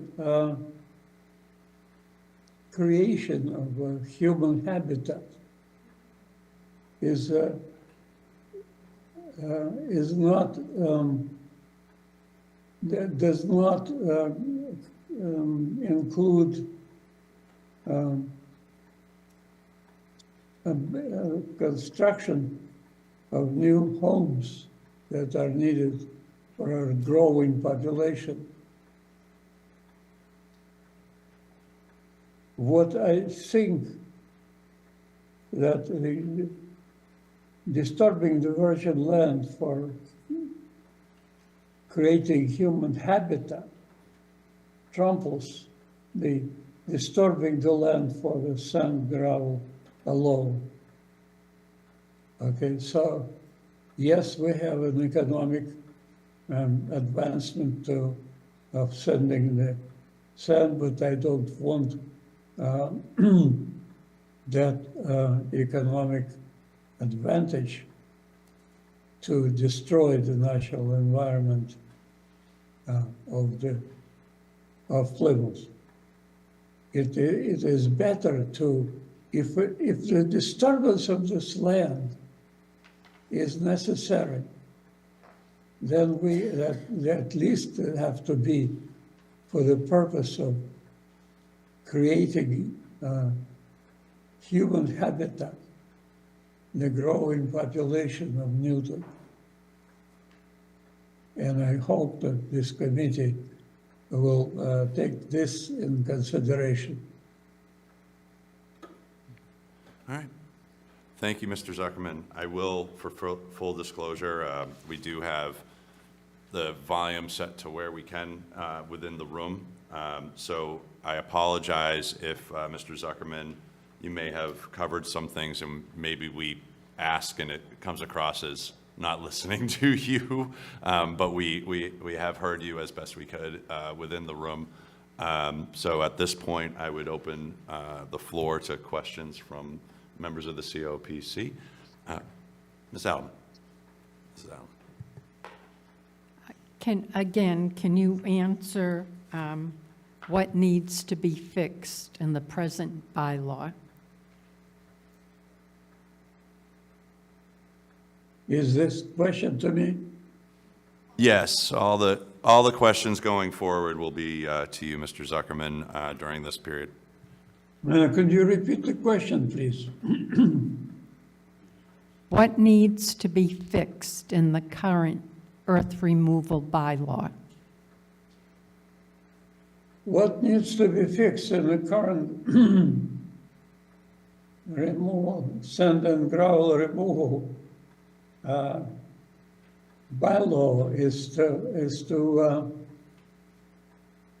separate the development of construction for new homes, which is necessary, from the sand removal for profit, which is not necessary. A Thank you. profit is profit, fine, but the profit is also made from the construction of new homes. And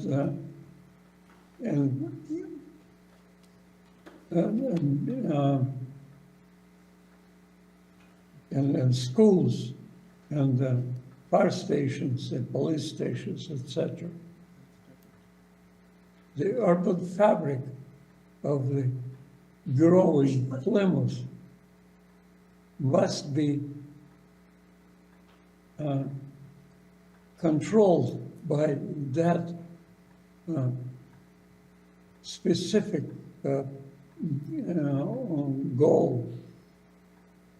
And therefore, I would propose to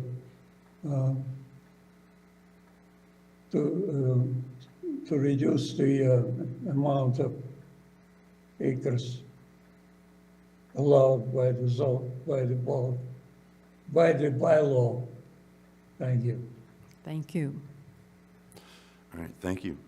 Any further questions within the room or online?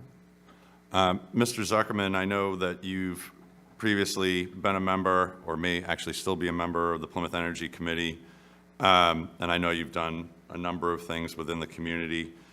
Were you involved with the Plymouth Stewardship Alliance while you were, before you heard about this earth removal bylaw moratorium, or committee, rather? Involved with what again? Plymouth Stewardship Alliance. No, I was not, but I'm familiar with that, and Okay. I did, talked to Hampton Watkins about this, and I think we share the common goals. Okay, thank you. Have you applied across any other, like, did you apply with the select board as well, or with the planning board for this position, or just through the appointment by COPC? Mostly from all three of them, excuse me, from losing my voice. Okay. Okay. But from all three of them, and particularly from the Board of Selectmen, where I work on my latest project that is called Triple Decker. Okay. Triple Decker is an interesting project that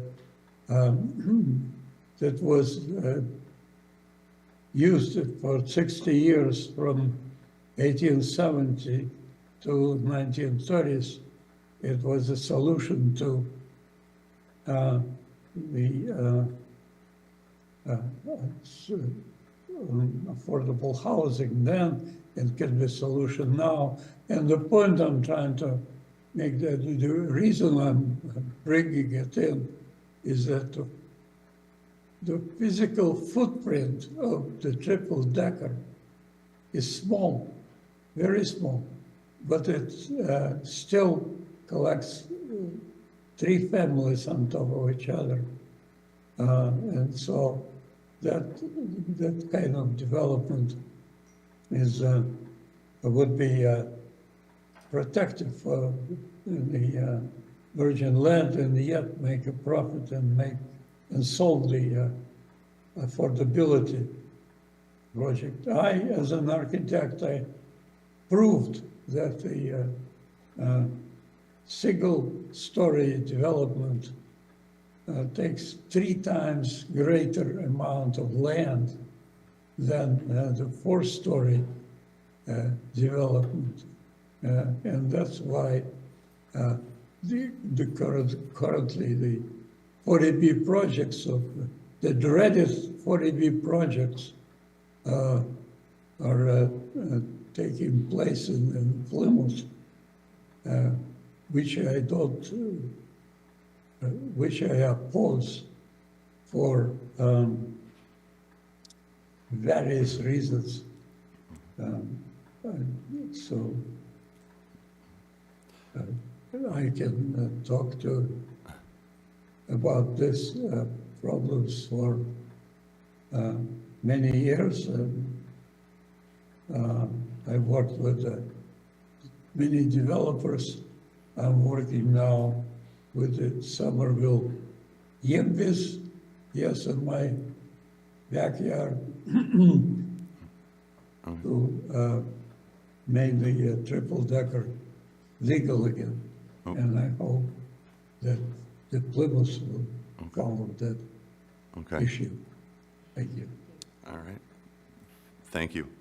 Are there any further questions within the room or online from any members? Not seeing any. Thank you, Anatol. Hang on there. We're going to go on to other candidates. Thank you. Thank you very much.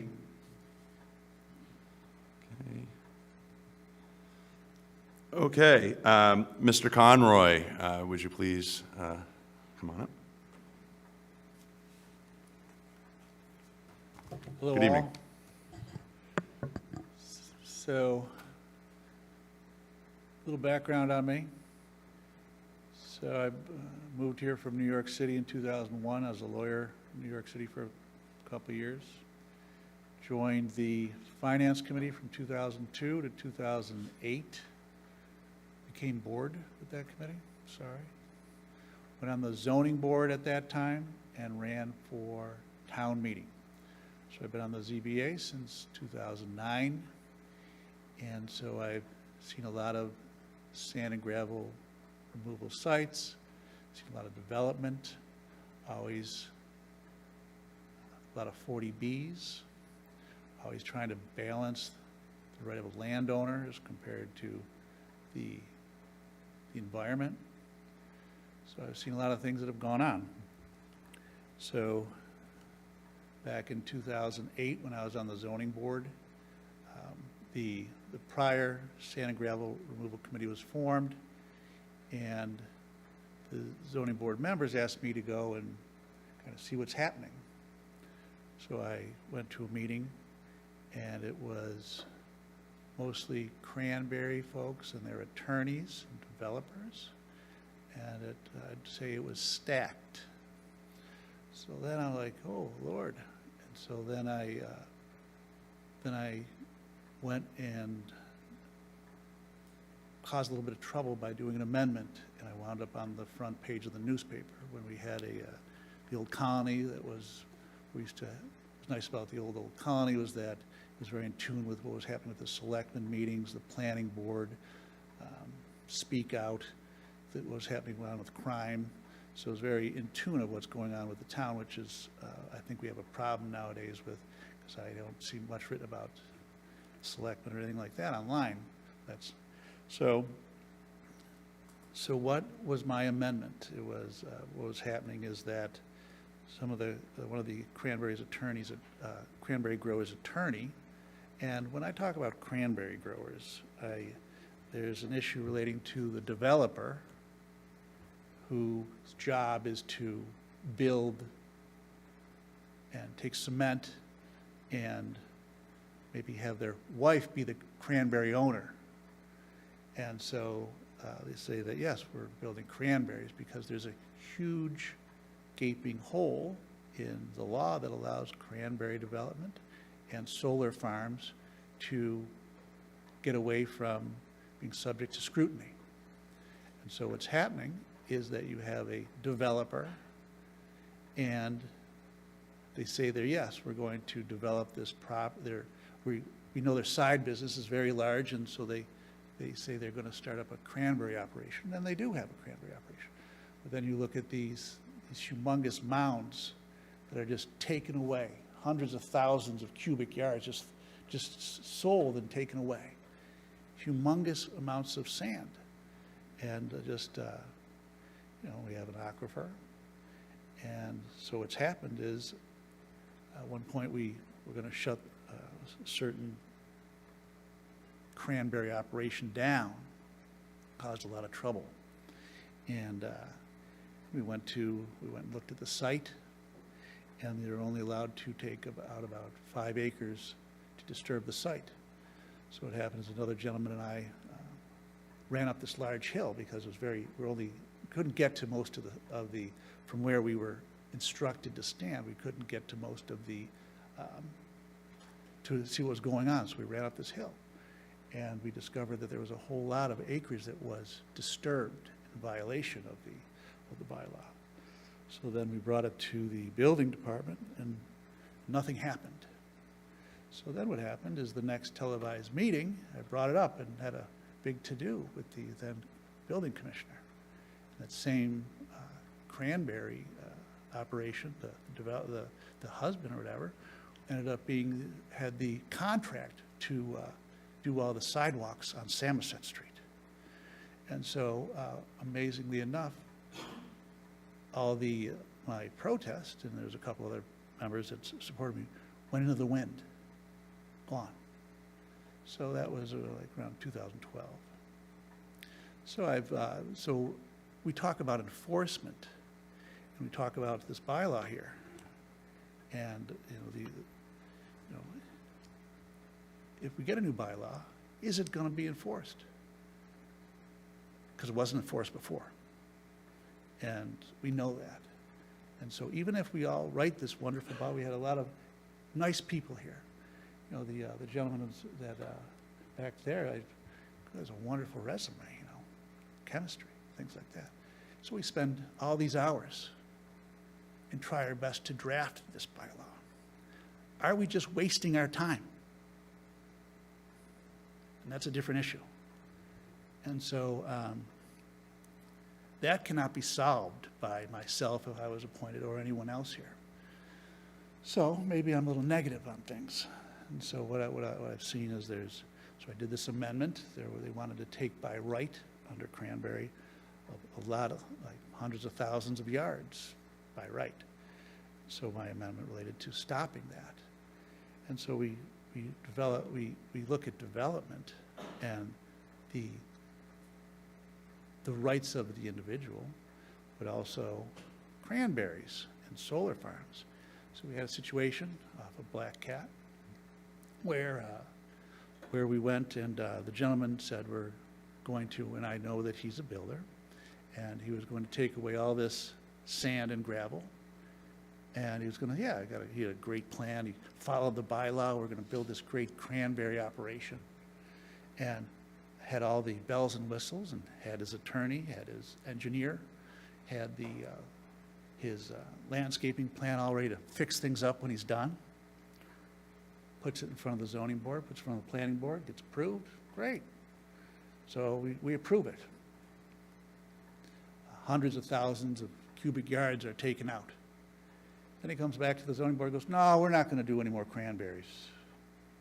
And actually, we're not going to even do anything because we don't care, basically is what they said. And so then he said, we'll put up, we caused a little bit of stink, we'll put up a solar farm. And I'm not even sure if that even went up. That was 2011, 2012. The bylaw said you had to have an end use. So he said one thing, and then another thing came up. And then right here, and then what happened? So that was so when we talked about cranberries, we talked about by right. Then we talk about the difference between a zoning permit. So you have the easiest is by right.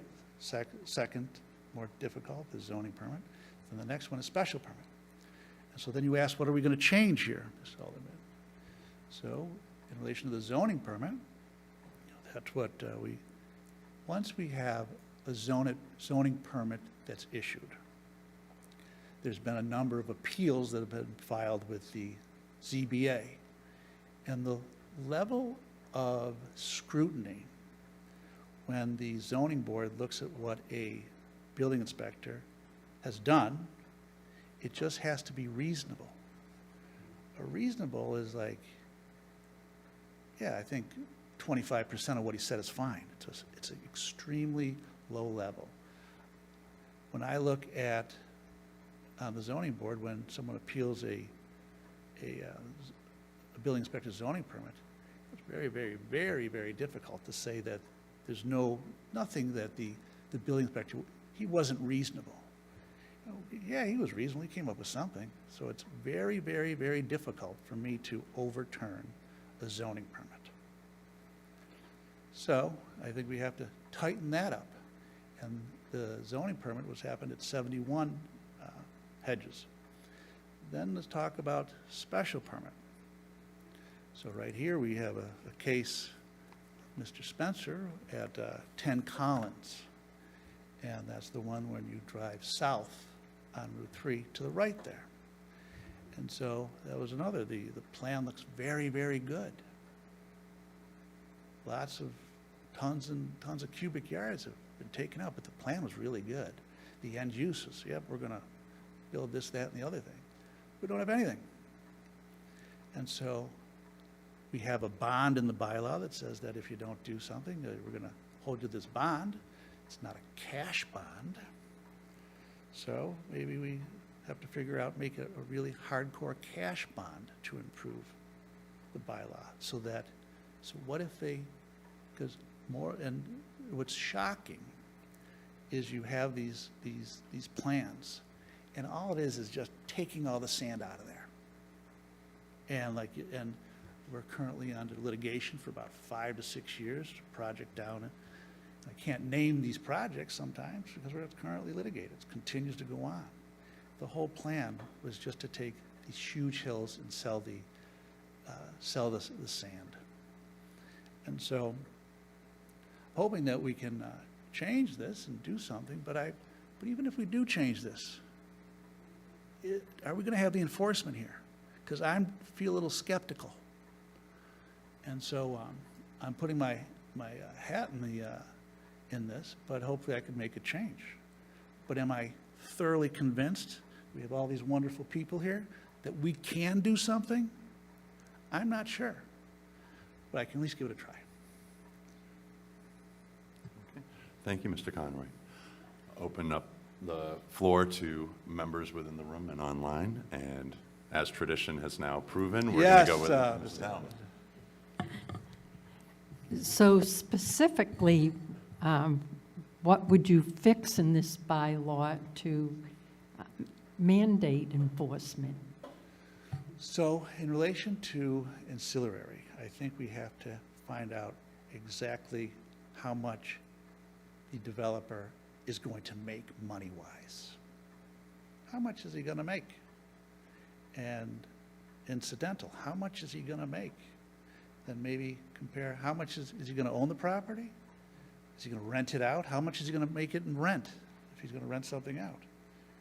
And so I think we have to make it almost a financial bylaw where we analyze how much cash is the developer going to make from all the sand. And I think we should look at other bylaws in the state and possibly plagiarize and see if we can find out if there's any ones out there that we can't just, when the Article 25 was going to be brought up at the last town meeting, I was called up to ask to speak because I have so much history, somewhat bad history that I know about. So that was my involvement. I was recruited to speak about it. And I didn't think it was such a bad idea to put the brakes on.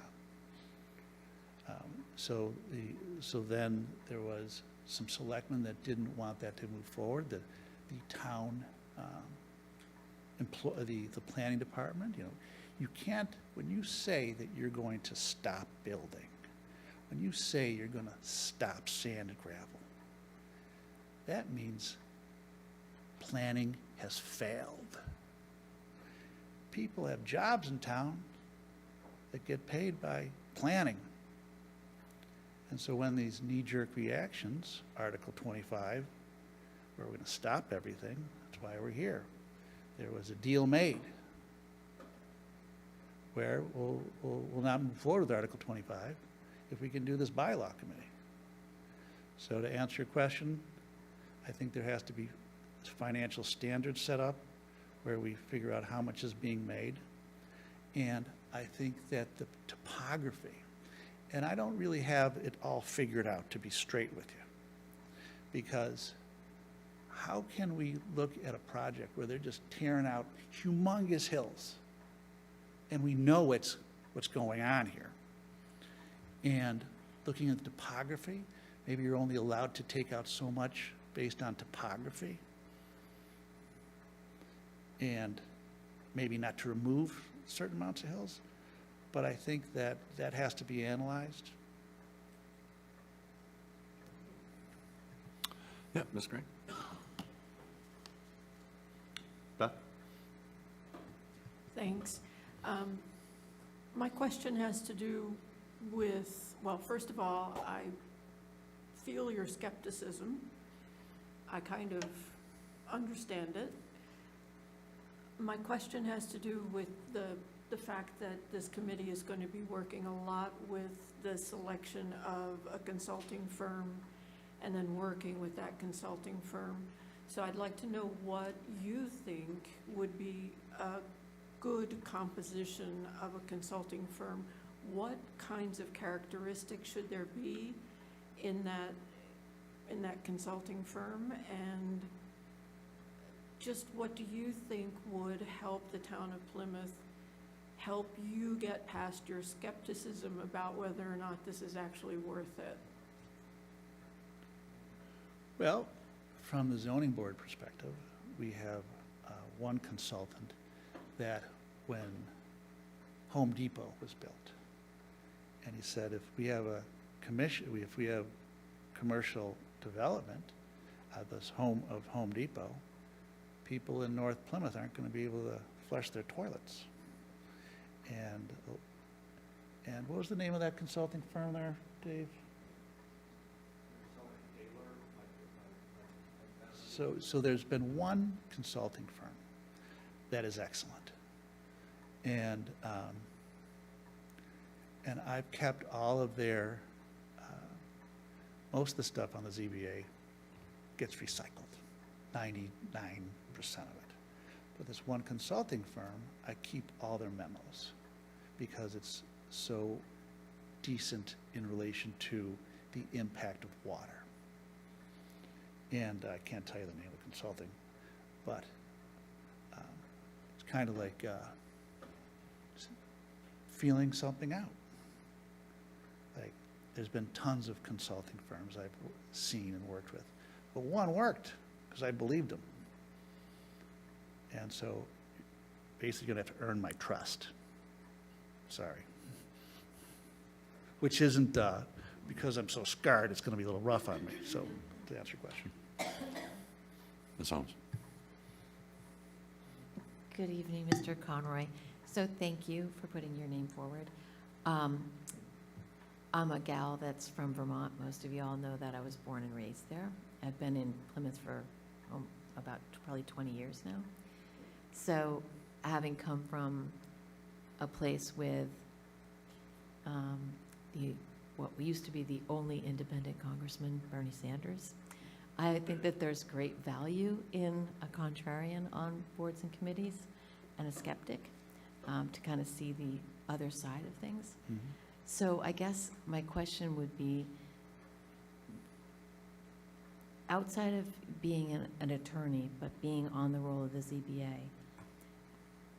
how do you think you're going to be able to kind of bring this group together to collaborate so that we can get to this one bylaw?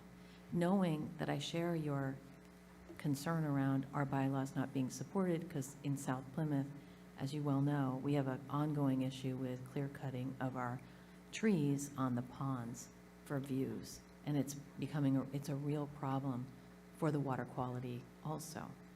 So how can we bring a group, because there's going to be, we don't know who's on the committee yet. What do you think you could bring to the table that could help drive collaboration, consensus to one message that's going to come before us in a bylaw? Don't really know. Got to be honest with you. We have, so what's happening here is it's kind of like politics a little bit. So what I hear tonight is the pendulum has moved more towards conservation, 2018, it was more towards development. So my biggest concern is we do a bylaw, goes up to the State House, doesn't get approved, because it's not lenient enough on the cranberry industry. It's not lenient enough. It's too restrictive. So to answer your question, usually things work out in the mail. It's going to work out through time. And it's just going to take time. But am I going to say that I'm a peacemaker? I don't know. I always listen. And you never learn anything with your mouth open. I hope that answers your question a little bit. Thank you, Mr. Conroy. Mr. Hutchinson. Thank you. I see on your resume that you have experience in construction law and commercial litigation, and I wondered, and you had mentioned also the financial pieces of this earlier when you were speaking, and I wondered whether, and this is just me not knowing how these sorts of things work, but whether there's some sort of an assurance bond that we could set, or that the town could set, against an estimated end-use value of a project for large projects. So we do have a bond currently under the bylaw. It really hasn't worked. So what I think is going to happen is we have to have a cash bond. I think we're going to have to buck up and make people pay. So in relation to assurance bond, unless it's like a surety bond, as you pay some money, and you say there's $1 million, maybe you pay $10,000 a year for your insurance premium. But I'm not really sure that works, because it hasn't. When we're dealing with the cell towers that were going up, as soon as we started putting cash, asking for cash elements, things got a little more serious. So we could do something like that in the bylaw. Well, I think we'd have to, it already has a surety element. I think we have to make it cash. Fair enough. Thank you. Mr. Votri. Well, on the same note a little bit, why can't we just tell them we have a fee for your removing sand per cubic yard? And if we know what the going price is, we make them pay 10% or 20% of whatever they're taking, and also have told them they can't take more than a certain amount. Because that's known as an impact fee, which is illegal in Massachusetts. Really? Okay. What about going on the same topic now? You mentioned something about like the hills and everything, and I agree, like Collins, that hole was like 50 feet deep. We can't say, we don't want you to cut the hill down more than 12 feet or some height type of thing? So we, if you look at the current bylaw, we do have some topographies in there. Mm-hmm. And Okay. I just don't think it's really worked. All right, thank you. Mr. Conroy, you're a current member of the zoning board? Yes. Correct. And I know that you had, and we heard about your past history with this sand removal Yes. amendment. Were you involved at all with looking at what we had and working on the moratorium town meeting article, or does this really more come of interest as of late? So I got a call from one of the selectmen and asked me to go speak at Article 25 at one of those things. And so I showed up and did it. All right. Okay. Are there any further questions or comments? All right. Seeing and hearing none. Thank you, Mr. Conroy. Oh, very quickly, sorry to, did you apply? I can't remember if you told me you applied. So I applied to all three. You have all three, yeah. Thank you. Okay, Ms. Love Albrecht, Howard, come on up. Welcome. Thank you very much, Chairman Tavares. And hello to all the precinct chairs. Obviously, I am seeking your appointment to the Earth Removal Bylaw Committee. This bylaw is part of our general regulations for Plymouth, Section 203-2. And as David said earlier, the title of this regulation is not earth removal, it is natural features conservation, which is incredible. And it includes so much more than amounts of earth removal that are allowed by project or by determination of what's being excavated. It is truly a bylaw that emphasizes, above all else, conserving the natural features of Plymouth. And that's important to me. I, too, am a member of the Plymouth Stewardship Alliance. Thank you, Ellen, for diving for me. We are the people who brought the citizens' petition before you for warrant Article 25 at Fall Town Meeting to put a stop to sand strip mining. And as we reached out, we learned that conserving natural features is very important to many of you who are town meeting leaders, as well as we learned that it's critically important to the lion's share of people who live here in Plymouth. We had people coming up to those of us who were at the forum in September. They came up to us at gas stations and supermarkets to say, are you working the sand thing? Keep going. So we got nice feedback. My qualifications include decades of experience as a professional horticulturist and landscape designer. I am a bona fide expert plant nerd. I understand the crucial role of our green and forested areas and what they play in maintaining the health of our air, our water, and providing resilience in the face of the climate crisis. I also greatly appreciate how our green spaces contribute to the overall beauty and livability in Plymouth. Additionally, I am a licensed building contractor. I can read and interpret plans effectively, and I know firsthand the challenges faced by developers when prepping a site for construction, including site excavation, grading, and the management of excavated materials, which generally in Plymouth means sand, very valuable sand. In my daily work, I am the project manager for all of my installation and construction projects. I am high energy, I collaborate well with others, and I love working on a team. Ironic since I'm an only child.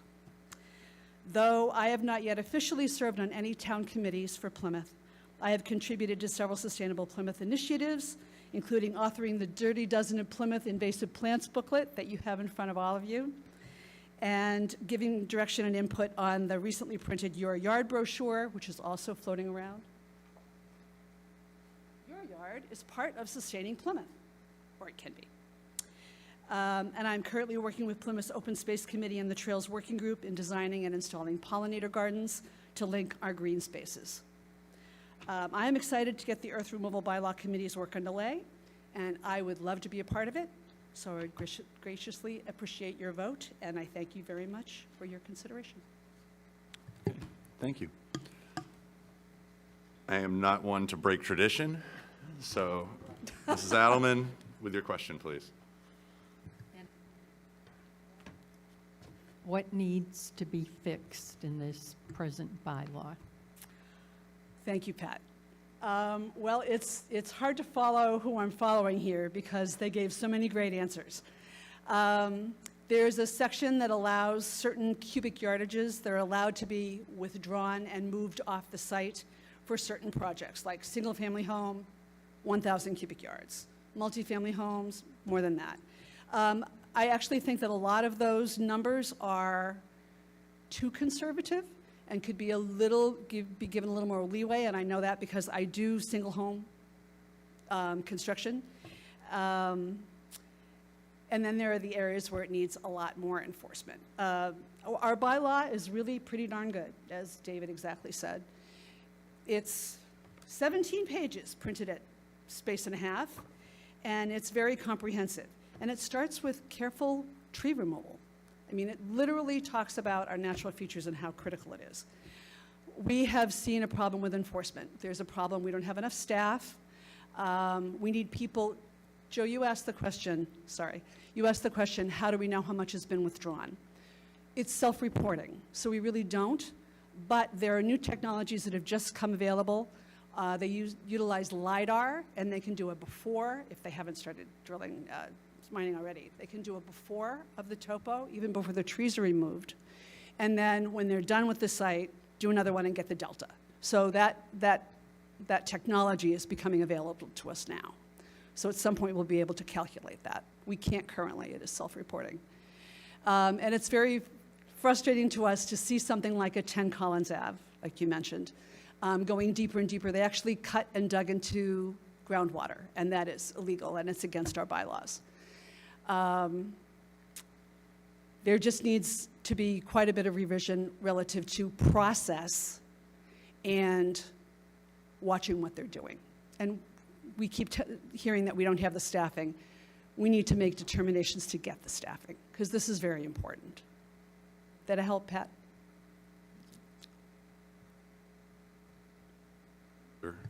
Questions within the room? Go ahead, Beth. I love your energy. And I don't know whether or not, is your first name Love? Yes, Wow, the first 20 years were hell. I enjoy it now. Question has to do, can you speak a little bit more about the technologies that have been introduced that might help us monitor and enforce? Oh, goodness. I'm not sure how well I can speak to LiDAR. It utilizes drone technology, and it can see through the canopy. They're using a lot in archaeologic digs. They can see through the canopy in a jungle and calculate what topo you have on the ground, so it's helping find lost cities in Honduras and stuff like that.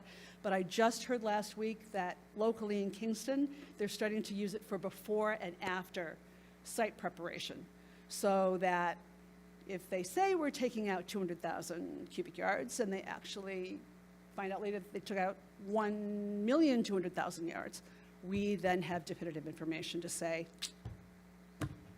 you didn't do it right. I'm sorry, this is just a follow-up question. In that case, would they then have to return the sand, or what would be? We what don't would know, happen? right? We would have to think what logical consequences would be. If things were being monitored all along, we wouldn't have that problem, but they're not. Any further questions in the room or online? You answered mine when you were speaking, so I don't have any follow-up questions. Not seeing any. Thank you so much. Appreciate Thank you. it. Well done. Okay, next, Scott McMillan. Thank you, Scott.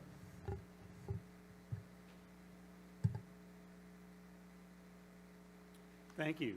My name is Scott McMillan. I appreciate being invited to speak tonight in support of my candidacy on the committee. So I'm a little different than most of the candidates. There's some excellent candidates. I'm pretty much blown away reading the bios of people. And there's some really good candidates. I think I bring something a little bit different. I don't bring policy, town policy experience. I've not served on any town committees or boards. I am a relatively new resident to the town of Plymouth.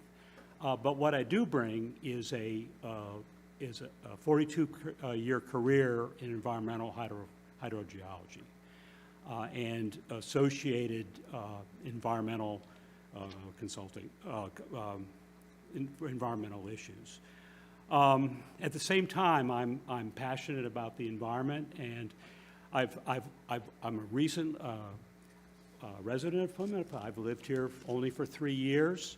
However, I'm a joiner of volunteer organizations. I've gotten involved in a number of different environmental groups in Plymouth and also in New York State, where I have a second home.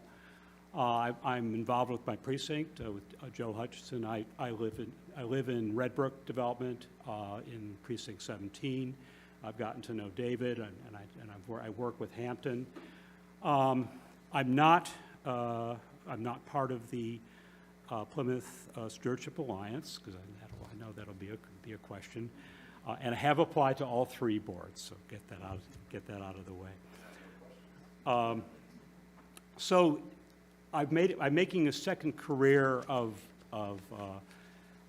volunteer service for, particularly for environmental groups. And so I was encouraged by a number of people knowing my technical background and my eagerness to get involved. I was encouraged to apply to this committee, which I did gladly. I certainly share Ms. Albrecht Howard's opinion that this isn't just a sand mining and earth extraction committee, but it's really looking at conservation of natural features. And the natural feature that I see, I'm a groundwater geologist, and I think groundwater is secondary. I think the number one issue is this thin veneer of topsoil we have in this precious pine barren, coastal pine barren that we have growing on top of that. I mean, if you strip that off and you take out too much sand, well, I mean, you've done the damage already anyway. Backing up, wherever I live, I'm a voracious student of getting to learn about the natural and social resources of where I live. And even though I've only lived here 3 years, I feel like I've become intimately familiar with the geologic processes, the natural environment, the topography. You know, I hike and I bicycle all over, and I've really gotten to know Plymouth in my 3 short years here.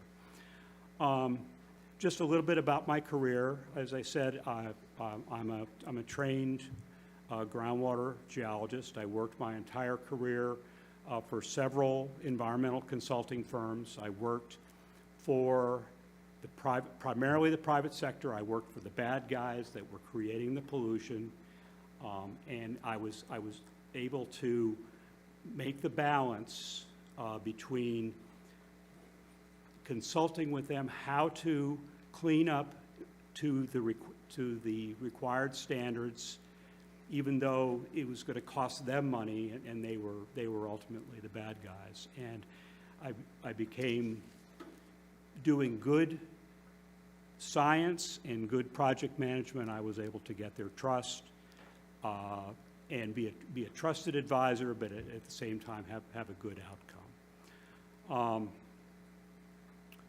So I think what I can bring to the table is I also feel like I am a good manager, and I am a team player. I work for developing consensus. I believe that I can bring organization to the committee. I can bring technical expertise.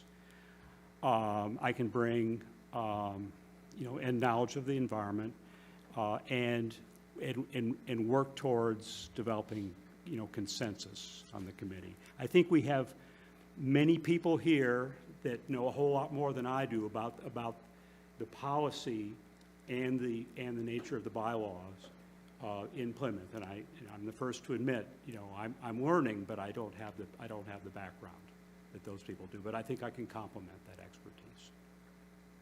Thank you. Thank you, Mr. McMillan. Any questions? I see, we'll go with Pat, and then we'll go with Ken, and then we'll go with Joe. And I didn't look to my left. So we'll go that way first. Okay, Mr. McMillan, what do you see that needs fixing in this bylaw? What I've learned is that, as Mr. Peck has said, that and others, that the existing bylaw isn't so bad, but is that the implementation and the enforcement is certainly a big issue.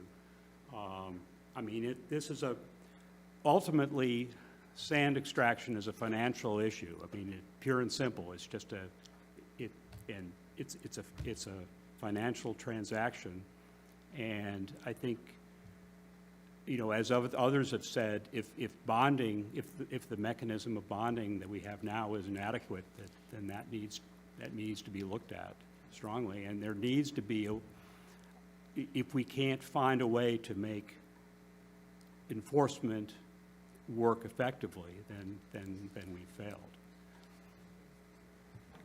Thank you. Mr. Stone. Yes, well, I'm very glad that you're a candidate. It was important to me that there be people with technical and scientific backgrounds on this committee, whether it was geologists or soil scientists, environmental engineers, whatever. And one of the greatest concerns that everybody keeps mentioning is our sole source aquifer and how deep do you dig and so forth and so on.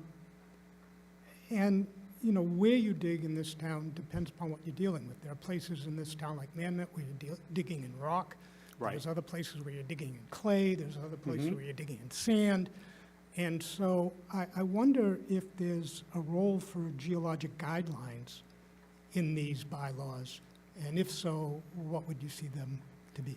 That's an interesting question. I mean, I can tell you why, if you dig in certain places. You know, I'm very familiar with the glacial geology of the town, and I can tell you why in certain places you're not going to find the sand that's desirable, but in most places there are. I mean, it all has to do with the glacial outwash. In fact, well, just an aside, Joe Hutchison approached me shortly after I moved here and asked me to prepare a PowerPoint presentation for Precinct 17, and which I did, and learned. I created a presentation that describes the geology and the groundwater geology of Plymouth and the surrounding area, and I learned a great amount. And it was a lot of fun doing it, and I even took it on the road beyond Precinct 17. But I'm not sure whether geologic guidelines specifically are necessarily applicable. I mean, the individuals doing the sand mining know where the sand's going to be before they do it. I would be pretty certain. I mean, there's been a lot about groundwater guidelines, which I'm somewhat supportive of. Now, I'm a groundwater geologist, and I dealt with contaminated groundwater my entire career. But I'm here to tell you, whether you've got 4 feet of sand covering the groundwater or 40 feet of sand covering the groundwater, it doesn't matter a whole lot, because that sand isn't going to provide much filtration. I mean, it's just, contaminants just move through sand. So I think protection of, I've been saying since I've lived here, protection of the habitat, which is this precious coastal pine bearing we have. That's the thing that's really important. Now, there's a lot of other groundwater issues in terms of, well, I mean, septic and sewers are huge, and, you know, we can go on and on.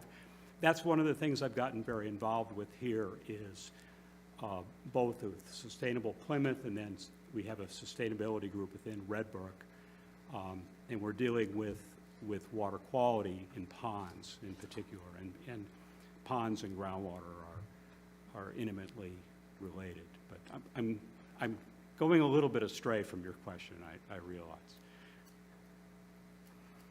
So would there be some way to assure a builder is looking at that geologic impact and the soil science and the aquifer? Is that necessary in a bylaw?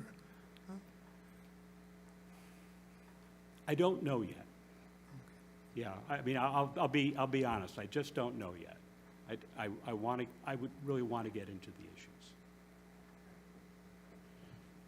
Mr. Hutchinson? Thank you, Mr. Chairman. So as Scott said, he and I worked on the geology and physics of groundwater in South Plymouth for a while. And it was a lot of fun developing that, but it also showed me just how much I don't know about it, and I was happy to have his expertise applied. But what I didn't know until I read his resume here was that, in fact, he's a project manager. And it's my belief that the ability to work with a team, to be able to set timelines, to set milestones, to set goals, and then to ensure that a process is working and getting to an end goal is one of the key aspects that makes a committee like this successful. And so I'd be interested, since you really have had experience at the intersection of science and process and the private sector, if you could just comment on the importance of project management in terms of your application. Sure. Thank you, Joe. I mean, as Joe mentioned, you know, I developed, sold, and implemented projects for my clients. I understand that, you know, budgets and schedule are absolutely, you know, they're absolutely key, and you know, I'm very familiar with and you know, using the tools to and working with people to you know, stay on budget and, you know, maintain budgets and maintain schedules and deliverables and you know everything else and you know, managing the process that goes along with that. But it was projects that I was dealing with. I wasn't dealing with corporate management or it was managing actual projects. Any further questions or comments from the committee or online? Not seeing any. Thank you very much. Appreciate you coming in. Yeah. Okay, moving along to last but not least, we have Mrs. Michelle and is it Ermin Christensen? Okay, yeah, I didn't want to mispronounce it, but that's how it was listed out here, so I'm sorry if I butchered that. So welcome. Thank you very much, and thanks for your attention during this marathon session. I appreciate it, and I thank you again for inviting us in to talk. So my name is Michelle Christensen. Only my mother calls me Michelle Ann, and she's mad. And I am from Precinct 9. I happen to be a town meeting member there. And I think you have a very difficult task this evening, looking at all the candidates that we have here. You have many, many different volunteers and a couple lawyers in there who will understand the regulatory framework and hydrologists who absolutely understand the science of our aquifer. I'm asking for your selection this evening, though, because I can be a candidate who bridges both those worlds. I offer the technical expertise to validate the science, the executive experience to manage the project, and the town service record to ensure these bylaws can get across the finishing line at our next town meeting, well, the fall town meeting. And I have not been a part of the Plymouth, what was it? PSA. First, on my technical skills. My background is, I think, a little bit tailored to this kind of project. I was quite excited about this, looking at bringing a consultant in to get the right one to work with us to update, modernize, revamp, and get a bylaw in place that's going to make sense for Plymouth, right? I hold a Bachelor of Science in Geological Engineering, where I focused on mining engineering. So that's literally the science of sand and gravel. And I have a Master's of Science in Civil Engineering. And I haven't just studied this theory. I have worked in the field designing dams and tunnels and infrastructure. So a little bit about that. I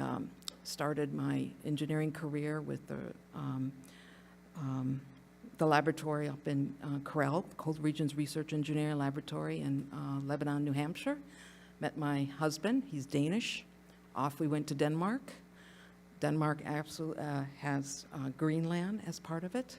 Greenland has soil, sand, ice, snow, and by the way, the only way they get water is coming off the inland ice, or they have to desalinize the ocean, right? So I did a lot of project works there. At some point in my career, this is when computers were coming around, we got rid of those cards and we started doing work on the screens, green screens. Everybody remembers those? And I got more excited about the math associated with hydraulic modeling and computers than going down in the ground. And I also wanted to have a family, and you can't be down in the ground in Greenland having a family. At least it didn't work for us. So that's a little bit. And so as I got more into the computers, I shifted a little bit of my expertise now into that.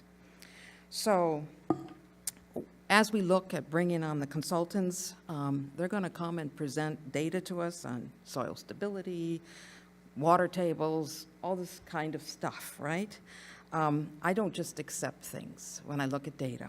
I have to, audit it, educate myself on it, question it, and ensure it is actually sound.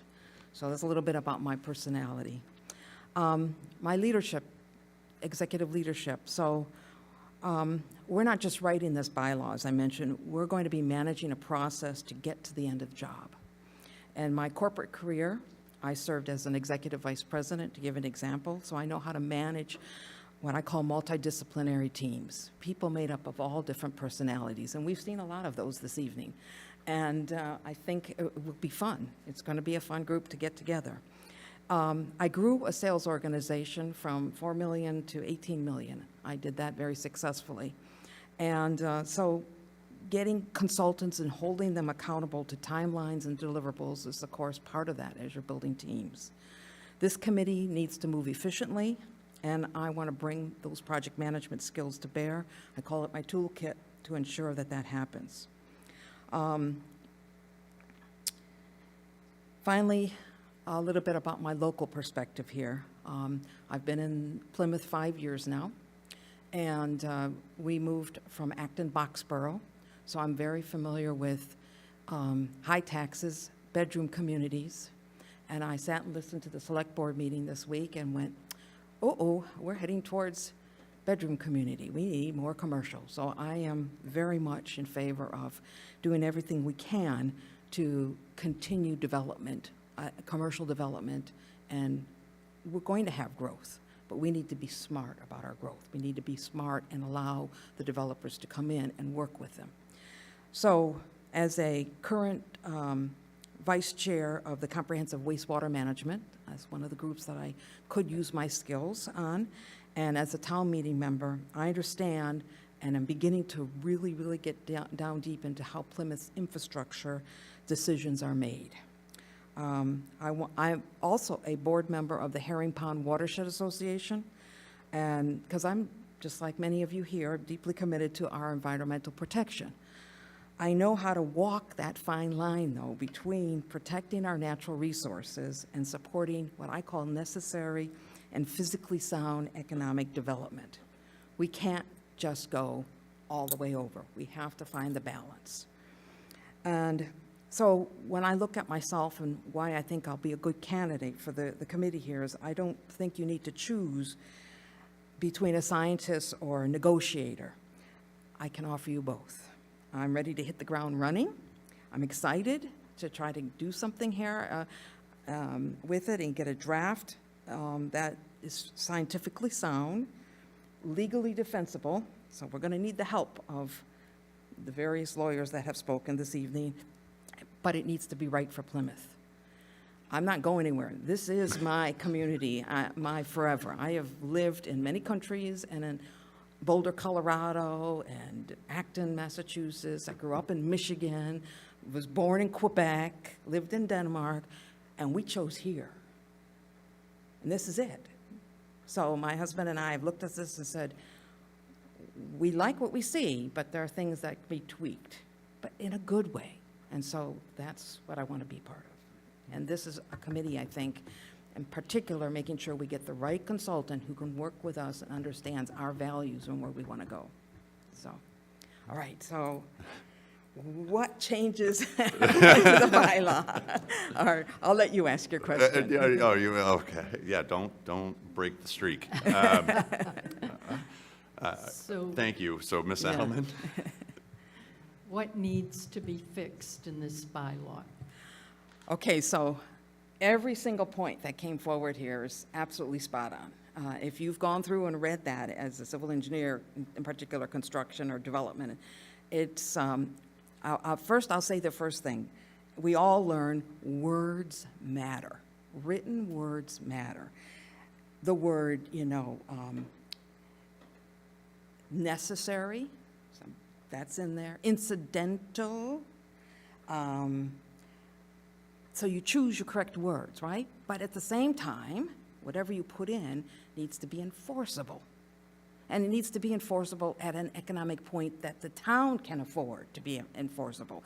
Sending somebody had that point of 40 hours where they sat and counted trucks. I mean, so there are technologies, and Google Earth does a good job in particular of helping. There's a lot of newer, modern, in particular in the construction areas.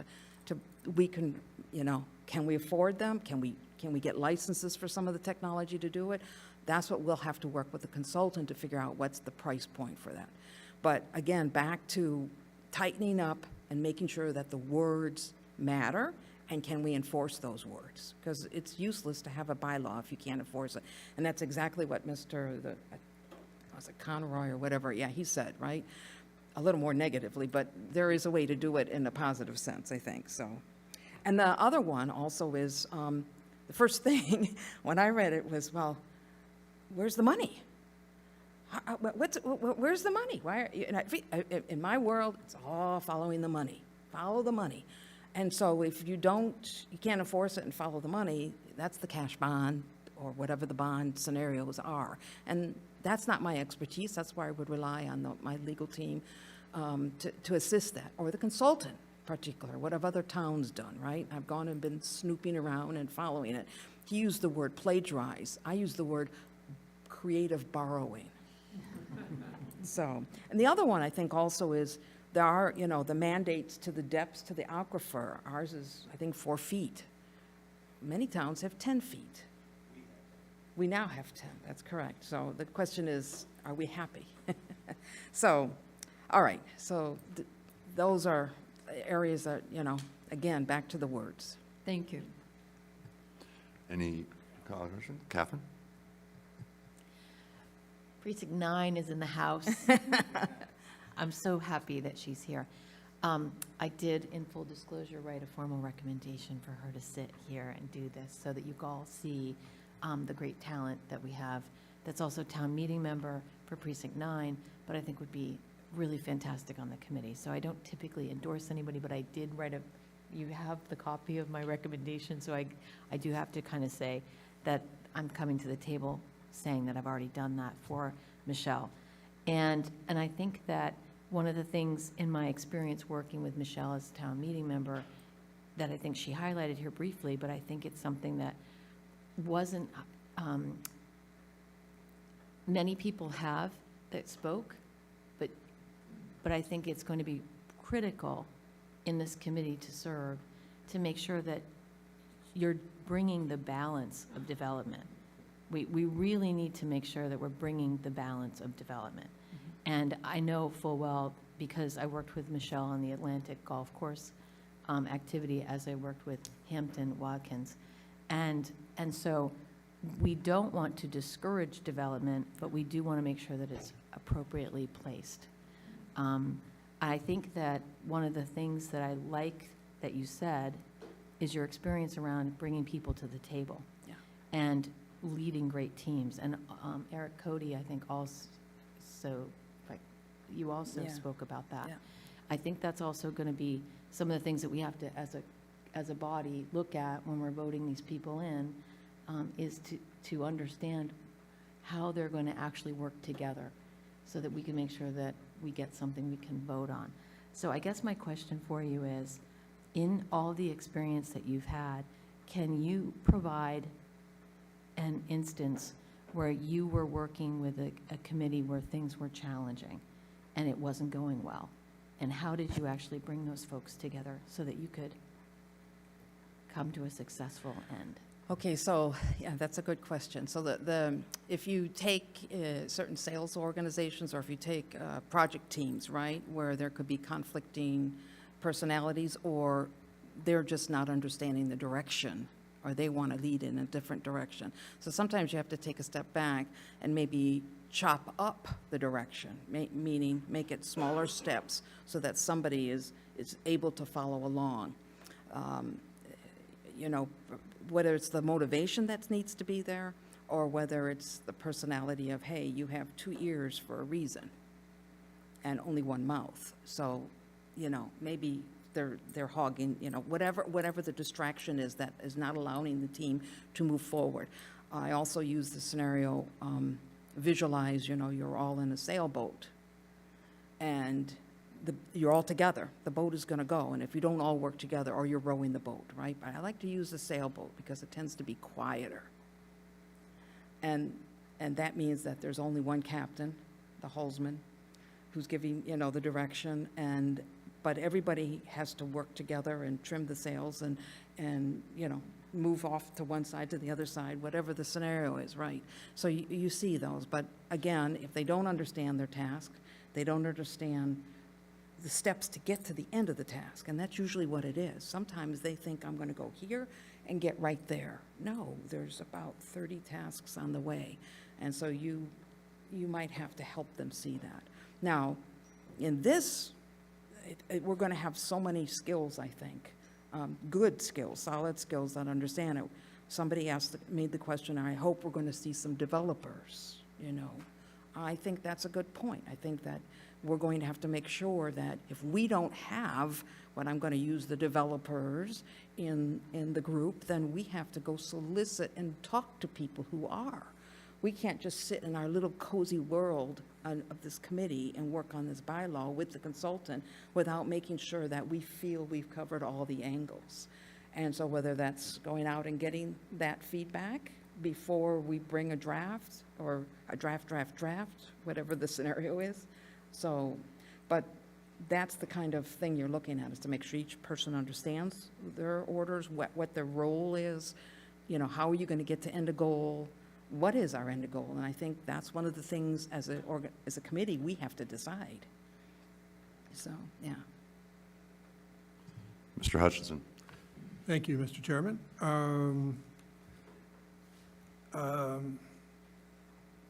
So you've mentioned consultants a number of times. Yes. In the planning department's announcement, they talk about this committee working in tandem with consultants. Mm-hmm. And I don't know what that means. For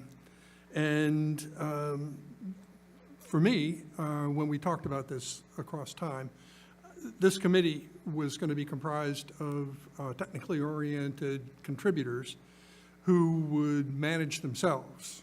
And so that brings to the fore the question of what kind of consultant do you envision working with? Like an engineering consultant, a management consultant, a legal consultant, all of the above, which is to say a company that comes with lots of different skill sets and domains,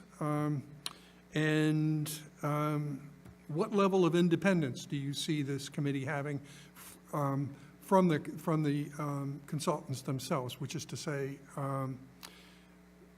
would you be looking for advice from the consultants, or would you be looking for the consultants to manage the process? Okay, so a lot of questions, so I'll back up a little. So I think that because we're going to be,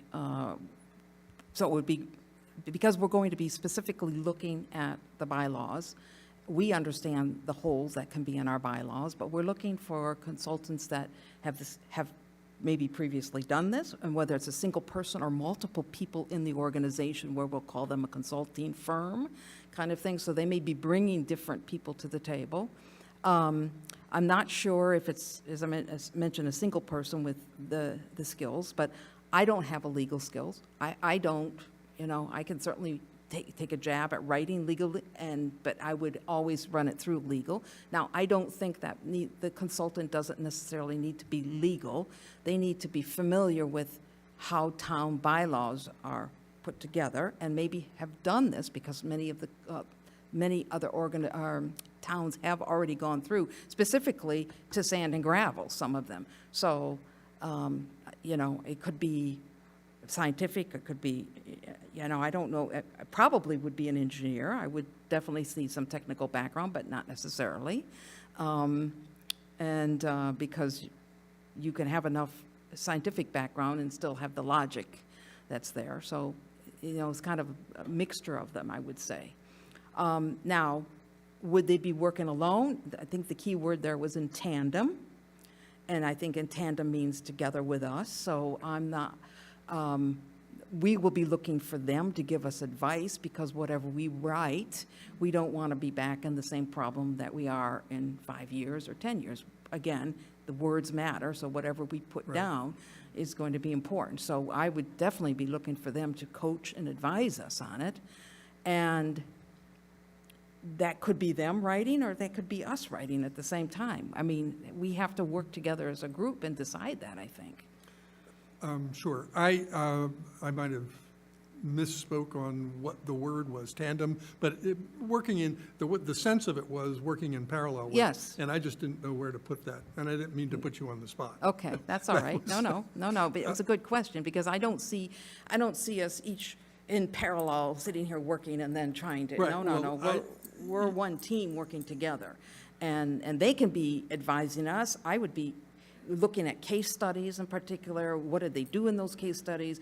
Maybe this consultant was even involved in some of those case studies and could give us a deeper analysis on it and tell us, advice, right? From that perspective, yeah. Thank you. All right, you're welcome. No problem. Any further questions or comments? I will say I did apply for the other two. Oh, sure, the select board and the planning board, okay. Full disclosure, got it. Well, I mean, if you're going to do one, I you know, might as well we cut and forgot paste to it ask over to that the other two, and I saw, oh, wait a minute, this is the way it's going to be. So, Sure. thank you. No, smart move. Yeah. Okay, any further questions or comments? Not seeing any, thank you very much. Appreciate it. Okay, so thank you all for coming in. I appreciate it. The Committee of Precinct Chairs appreciates it, and for answering all of our questions thoroughly. At this point, the way that this will go, I know I mentioned it probably 2 hours ago, so I'll go over it again, is we're going to do the roll by precinct, because we are hybrid, but also this is the easiest way to do this. It's very similar to other boards and committees within the town that make appointments. You will choose 3 from the 8 that graciously appeared and applied before us today. I do want to point to the committee charge, make sure that you all have seen it. Yeah. And I'll take questions as well, sure. Are you? Yep, go ahead. The question has to do with, if you could just let us know which of the candidates has applied to all 3 of the... I believe it was all of them. All of them? Yeah. Well, then that makes it a lot easier. Thank you. Okay. I just want to point to the committee charge that was given to us, or given to you all. The membership criteria, I'm going to go over those bullet points quickly, just as you make your decision. And I'm basically stalling a little bit so everybody can think a little bit before they make their decision. No.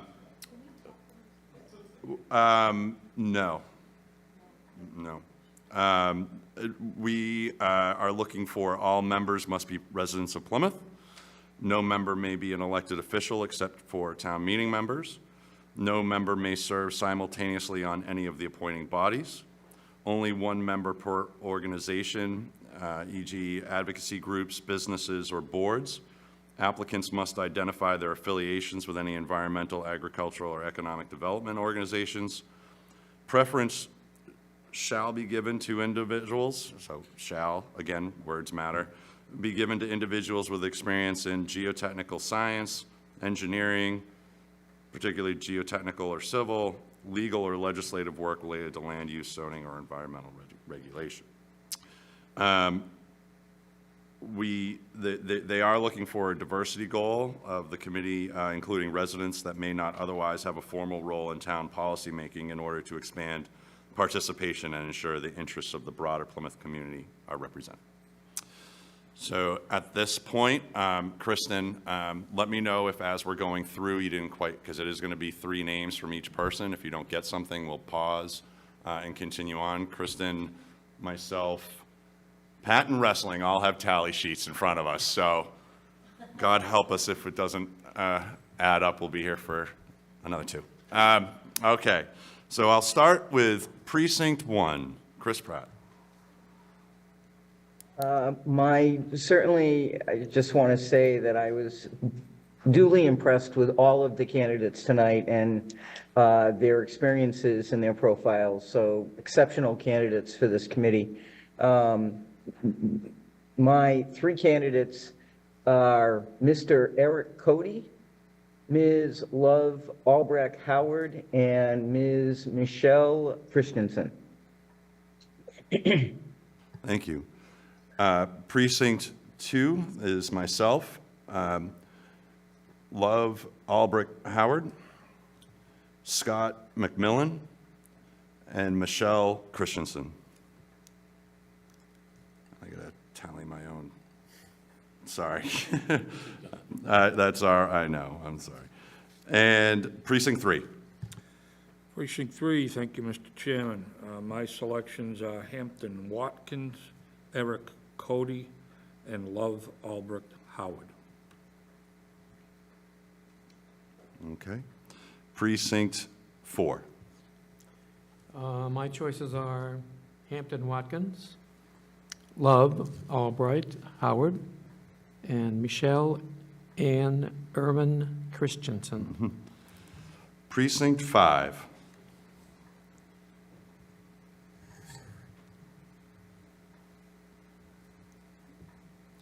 Oh, that's right, he's absent, I'm sorry.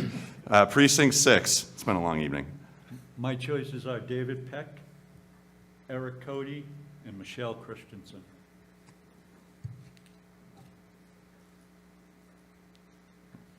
Precinct 7. My choices are Edward Conroy, Love Howard, and Michelle Christensen. Precinct 8. I just wanted to reiterate what Ms. Pratt said, and I'm very impressed with all the candidates. There are going to not be 9 people selected, and we had 8 people speak tonight. And so I would hope that everyone that spoke tonight would be selected to be one of those 9. But I will vote for 3, and it will be Hampton Watkins, Eric Cody, and Scott McMillan.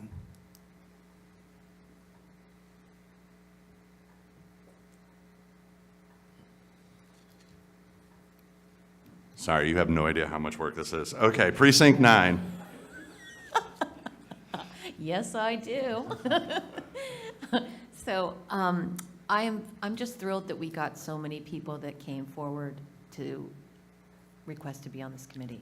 I also love that we got so many faces that we don't typically see. So we have a lot of new faces. So I'm also going to vote in a strategic way because I feel pretty confident that if the person's in the rooms that I don't vote for, I feel confident that they're going to get on in another board. So my choices are Love, Michelle, and Eric Cody.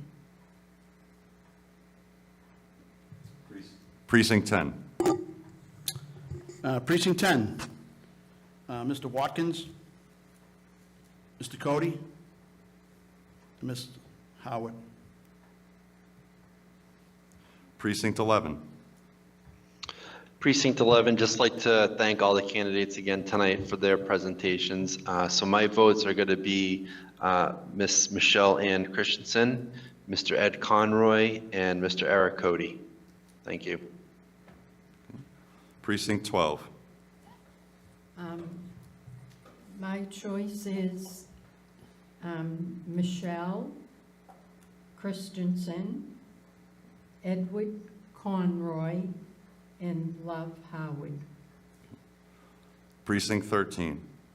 Precinct 13, again, I would like to thank everybody for coming out and spending the time on this, dedicating your time and energy into the town for a worthy cause. And so I would like to say Eric Cody, Love Howard, and Michelle Christensen, please. Precinct 14. Precinct 14, my vote is for David Peck, Love Howard, and Michelle Ann Christensen. Precinct 15. Precinct 15, David Peck, Hampton, and Michelle. Precinct 16. Yeah, I want to thank all the candidates for making this a really difficult decision. You're all fantastic. I'm glad you're all applying to all of the committees and hope to see you on them.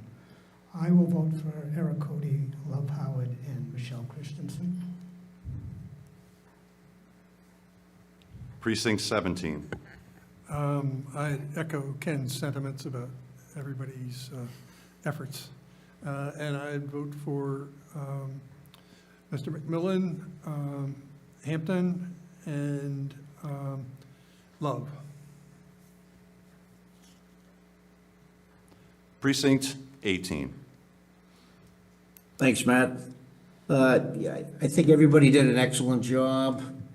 I can speak about interviewing and being an engineer as well as some of the others here. I've never had an interview with 18 people minus one, but I've had an interview with 6 people at once. And you guys did a great job. And my vote is for Ed Conroy, Hampton Watkins, and Love Howard. Thank you. Okay, thank you.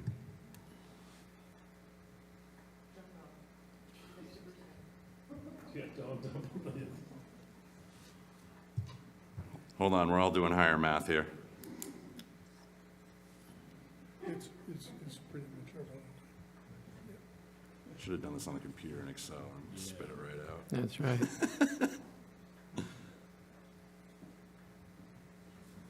All right, and Kristen, if you have yours ready, I'll take it. What that shows us that people have been thinking about it. That's- I missed one of yours. If this has motivated anyone to move to being only one of 5 members on a select board so it goes Eric quicker, Cody. this was it. Love. And Michelle. Okay. And you're 17, right? I'm 16. Oh, you're 16. Okay, 16. Okay, got it. Okay. All right. So I've got 3. I got 2 with 12, the 2 ladies. I have 13. I have 13. It's wrestling's fault. Yeah. Okay, then I missed one. And wrestling's always good. Mr. Tavares? Well, they ended up with 9 with them. Yes, go ahead, Ms. Pratt. I was pretty attentive and detailed in my counts, and I believe that our selection I have it. You have it? It just Okay. needed 1 second. Okay. It worked out. But you, right. But I'm very excited that Ms. Pratt wanted to jump right in there and get this going. So, all right. So right now we have the tally is Love Howard, Eric Cody, and Michelle Christensen. So thank you very much, and thank you all. I couldn't imagine going before 18 people, so I really do appreciate that. Thank you so much. Yep. So, Everybody. I know you're all excited to stay here and listen on, but thank you very much. Thank you all for coming. Yeah, Mr. You all- Weber. Everyone did a great job. I just Mr. would like to, Weber. I'd just like to give the candidates a heads up. And I think this is the only committee they're going to go before that had open time to carry on. I think the next two committees, you should all streamline your presentations, because I do know that the select board has a rigid time limit on presentations. So just trying to give you that heads up, that although I haven't heard that they've changed it, but I'm just saying that I don't want to see you shortchanged and all of a sudden have somebody's cell phone alarm go off, because we have a couple of selectmen that do that. So just that heads up. But thank He's you, right about everybody, that. for coming tonight. Yeah, and I could give you a little bit of my theory I thought about, just so you know, and who knows what we're going to get put before us if we ever have to appoint other people. My theory on this one, with us being the first one of the three appointing committees, and knowing that most of them, well, turns out all of them had applied across all three, I thought that this was a good practice for us to hear everything, and then they can, I know there's some select board members, yeah. I appreciate the members, though, here asking great questions and going through it, so thank you all very much. Thank you all. All right, moving along. Oh, here, wake up, Alan. All right, so we have the Legislative Oversight Committee presentation. I know that there are members here from your committee as well, but Mr. Costello is the chair of that committee, and I'm looking forward to the presentation that they put together this evening. So, and I know you've all received it in a hard copy. I know that the Excel sheet that gets referenced in the presentation, because you won't be able to read it in the presentation, has been passed out. So if you could all take a look at that. And Alan, all yours. All right, I appreciate that, and I just, that's a great point. I want to make sure everyone has in front of them, or at least they've looked at, was sent out last week, both the presentation, which is less important, but the spreadsheet. And we're going to refer to the spreadsheet throughout the presentation. In the interest of time, I also want to quickly introduce the committee, the Legislative Oversight Committee, members Pat Alderman, Al Donato, Anthony Mayo, Tammy Bernardi, she's with us, Everett Malaguti, myself as the chair. We also have terrific support with the Selectman Liaison, Mr. Cohan, Bill Cohan, and our coordinator, Kristen Ford, has been a huge help throughout the last two, especially the last two reviews and updates. We also had a huge influx of help from Precinct 10 Vice Chair, Mr. Joel Coffin, who's with us this evening. He's not yet an official member of the committee, but really did a huge amount of work on the presentation that you're about to see, and I think brought the Legislative Oversight Committee really up to snuff into a very serious position now that I think everyone here tonight will be happy with, and going forward, something that we can all use. So quickly, and I'll go through this as quickly as I can.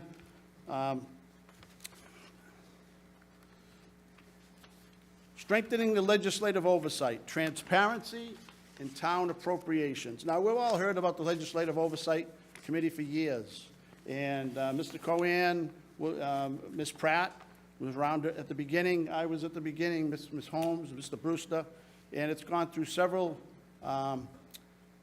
ebbs and flows, hills and valleys, but I think what you're going to see here tonight is probably the most professional representation of it, and I think everyone will be on board.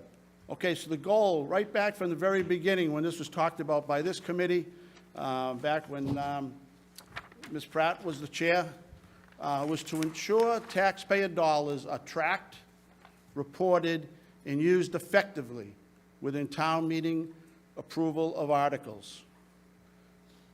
This review that you're going to see here tonight, and that we've been doing and we're going to continue to do, enhances transparency and accountability across all departments. Okay, so why does this matter?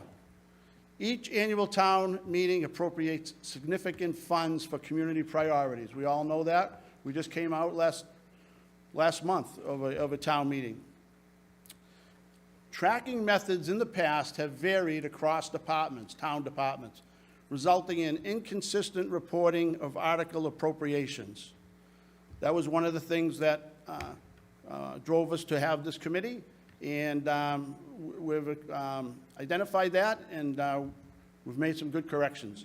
The Legislative Oversight Committee reviewed and documented all appropriations, and that's what you're going to see in the spreadsheet. There are over 200 separate articles in front of you that have been documented through the great help of the administrative assistant, and in the latest slide you'll see through the procurement department and the finance department here in town. There's really been quite the good buy-in by the town. Scope of the oversight review.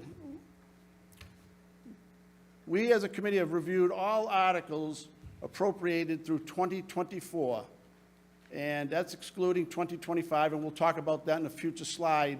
But everything in front of you is as of May 31st of 2025. It does not reflect anything from the spring and/or this past fall town meeting.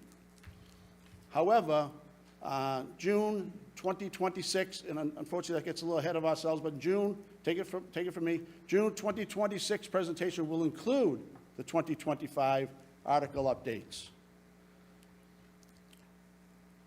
All of the articles on this spreadsheet were logged as open projects by date, purpose, and department. And when we get to the next slide, we can talk about the spreadsheet. But that's how it was broken up, as well as they were identified by how much was appropriated by us at town meeting, spent by the project generator, and what remains in the coffers, or if the project is complete or zeroed out. This spreadsheet will reflect that. And this is what I referred to just a moment ago. This last bullet, through our administrative assistant, we've partnered with procurement to review every open article. Each one of these 200 articles have been specifically talked about, and our administrative assistant has met with all the department heads that have any relationship with any of these articles. So we've talked about each one of these articles.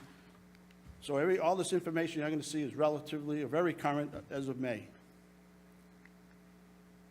All right, so now we're going to get to the spreadsheet. And I know somebody already stole the joke. No one can see it on the wall, but hopefully you can move to your copy that you have in front of you, and it's pretty legible. So this is the comprehensive log that's been created by all involved with the Legislative Oversight Committee. All open projects were reviewed with department heads. I just said that. I apologize for being redundant. Okay, the way this spreadsheet is set up, there's incomplete spend data. Some projects have remaining balances, and we'll talk about the columns, and that'll be self-explanatory. I'll do that now, so there's no problems. But if you turn to the spreadsheet, multiple columns. The first column, very self-explanatory. That's the department, and they're all broken down by every department that gets involved in town meeting and town meeting projects. The next column is a brief description, probably how you remember the article when it was in front of you, when you voted on it, whenever it was. And some of these articles go back to 2011, so this is a very comprehensive list. This is the complete list, as a matter of fact. A way to do some tracking is column number 3 has the date. The year is first, and then you may see an F for fall, you may see an S for special, or if you don't see anything, just assume that is the spring annual. And then the next number will be the article number, A, 9A. Let's use the first one as a example, the airport. 2021, Article 9A, number 30. So if you go find your book or whatever, you'll come right back to that. That's when that runway length analysis was asked for at town meeting. The next article project is a code that's used by procurement and/or finance. So disregard that. That's not used in any of our needs. The next three columns are important. Those are the money columns. The first column you come upon is available. That, if you go down that column, that is what's available from the original appropriation as of May 31st, 2025. That number, if you go all the way down, fast forward, is in excess of $31 million. The second column is the money that was spent from the original appropriation. And of course, if you go to the very next column, that was the appropriation. If you do the math, it typically works out perfect that the original money that was allocated for the project minus what was spent to get the project to whatever status it is today, or actually May 31st, and then the monies that are left over. Brings us to the second to the last column, sort of an important column as well. We broke all of these projects down into 4 categories: complete, in progress, on hold, or out to bid.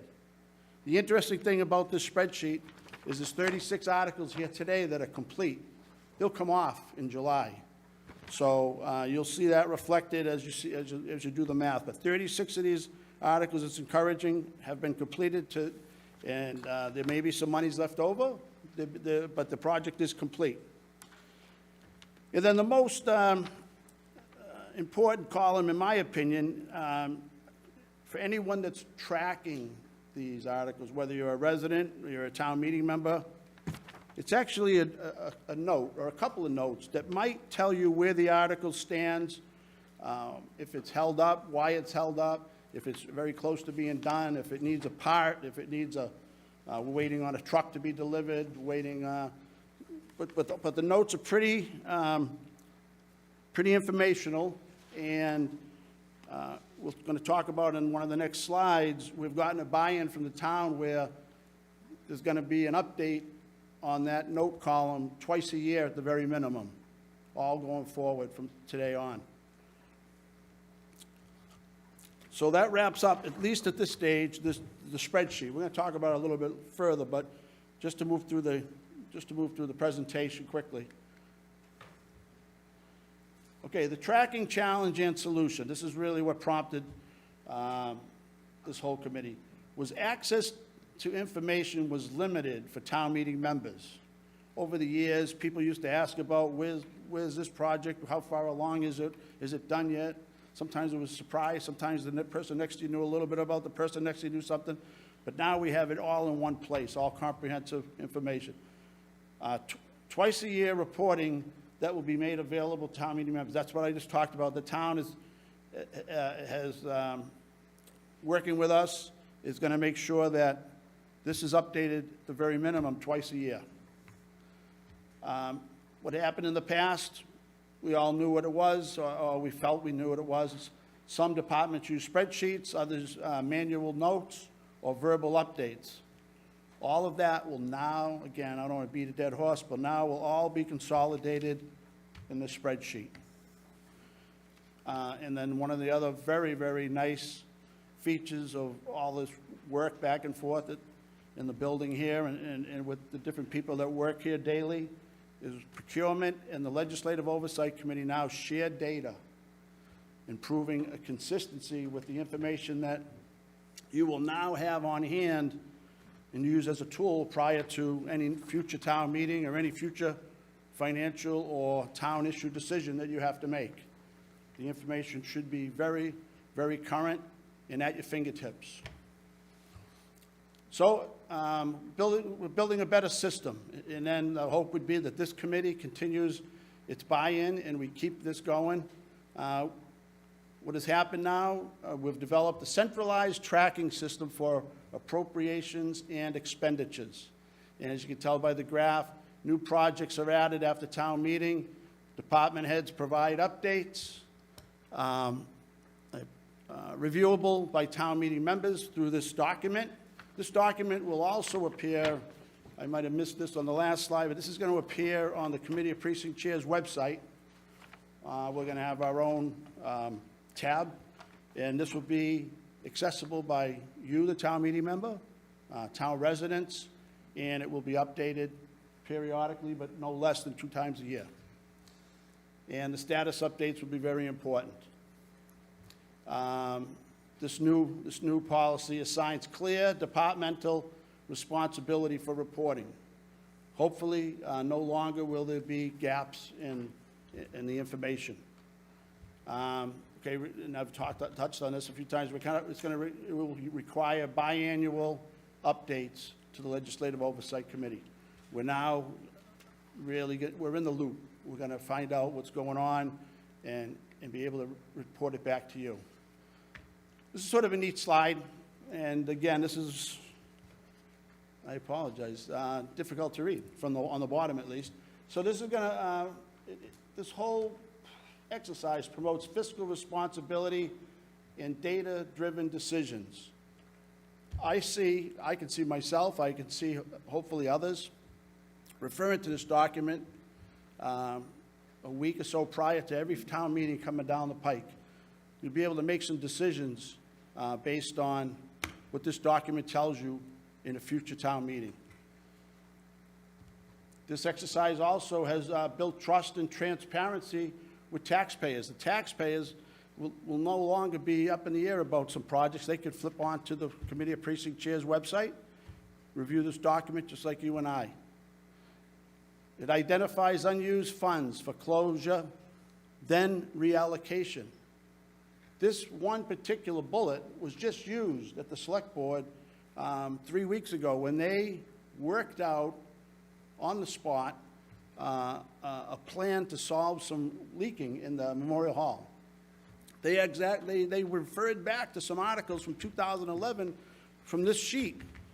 They used that money in conjunction with other money from their enterprise fund or their revolving fund, and they made it happen in the span of their meeting. They came up with $750,000, if I'm not mistaken. And using some of the information and data that we've now had at their fingertips was hugely helpful. So that ends up with the last bullet where it improves accountability. The other slide, and I apologize for the site, is the green. The names all the way across the bottom are each and every department in the town. The green is how much they have had allocated to them lately, and the red, I believe, is how much they have left. The water department is the highest, all the way to the left, and I believe the town manager's department is all the way to the right. So you can see a little graph on where some of the expensive projects that may linger are going to be on the left-hand side. Okay, the action plan moving forward, this is going to involve all of us. The Legislative Oversight Committee will continue to meet with the support of this committee to review the progress of what we've put into motion. After each town meeting, projects will be logged and updated twice yearly in the month of November and June, right after traditionally the meetings that we have. Presentations to COPC going forward, unless changed by this committee, or at least we're offering up an extensive presentation in both November and June. Again, sort of a quiet meeting months. The spreadsheet and the presentation that you have in front of you, and the spreadsheet will certainly be updated, will be posted on the Committee of Precinct Chairs webpage. And like I said, the spring and fall town meeting articles for 2025 will be uploaded and make this spreadsheet current in the mid-quarter, first quarter of 2026. Okay, working together for accountability. At the end of the day, that's really where we're going to get to. Oversight is a shared responsibility between departments, leadership, and residents. I think this work document is going to get us there. Together, We ensure town meeting authorized projects are complete as intended. We'll no longer be surprised at something that might have fallen through the cracks. And it will encourage continued collaboration, transparency, and public trust. And with that, hopefully, that's not too bad. That's a presentation for the Legislative Oversight Committee here on November 2025. Well, I don't, because I do have the Zoom up on my laptop, and it wasn't up on the screen over there, I will let you know, Alan, that you and your committee got a bunch of clap-up emojis that went across, so congratulations on that. Thank you very much. I'm happy that everyone Yep. has got something to work with now. I know it was a lot of work. I know Kristen put in a lot of time pushing this forward for you guys, and you guys were instrumental in what the direction of the Legislative Oversight Committee, where you were steering that ship, so I appreciate that. Are there any questions or comments from the COPC? I'm going to go with Mr. McKay, and then Mr. Brewster, and then I'm just going to go right down. I'm going to go right to left. Go right ahead. Go ahead.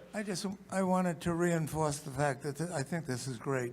I had one technical question on the graph. It shows the CPC in parens 185 as the second one, and then as you go down the list near the end, it shows CPC 185 again. I apologize, George, I'm listening to you, but CPC, go ahead, I'm sorry.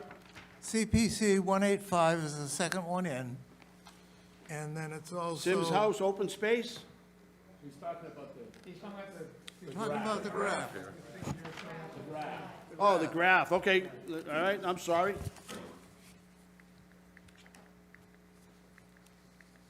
CPC is listed there twice, near the beginning and near the end. CPC 185. CPC is about 8 in. Yeah, and then you have it. It's also at the third one in, or second one in. Oh, and it's over here as well. Kristen, do you happen to know any reasoning behind that? I'll have to check on that, but I'm going to suggest it's a typo. Okay, good, thank you. I'll get you the right information. All right. I apologize. That was a technical question. What's that? That was a technical question. No, you got me on that. I didn't pick up on that. Kristen might know the answer to this. Kristen, can you explain? I want to put you on the spot, but if you can explain it, then. Or attempt to. I'll have to, I will have to follow up, but I'm thinking that what happened was, where that's also a committee that I work for, and I know for a fact that $3 million has been spent since May till now, Yeah. that I think I took it off, so that's what lowered it to the end. Okay. But I shouldn't have, because we were going only through May 31st. But Okay. I think the $3 million that got spent up at the Plymouth Coalition for the Homeless between May and now, I've reflected, So on it the shows graph. up, twice Yeah, so by I doing think that, if we're when it gonna- pulled the data? Yeah. Okay, So I okay. think what we should just pay attention to is the second one in, because that was accurate through May 31st. That was the date of all the other data that we received. Okay. Yes. Okay. So, and then I think what happened was the $3 million that Sure. was spent after made that other one made it so small. Okay. So, sorry Is that- about that. I think that helps, Mr. McKay. Yes? Maybe?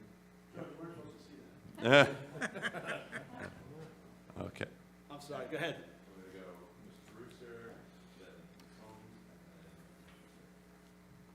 Yeah, Alan, I just want to thank you. I was here when, like you said, when we formed this committee, and this is exactly what we're looking for. And Kristen, thank you so much for, driving this data and getting this data.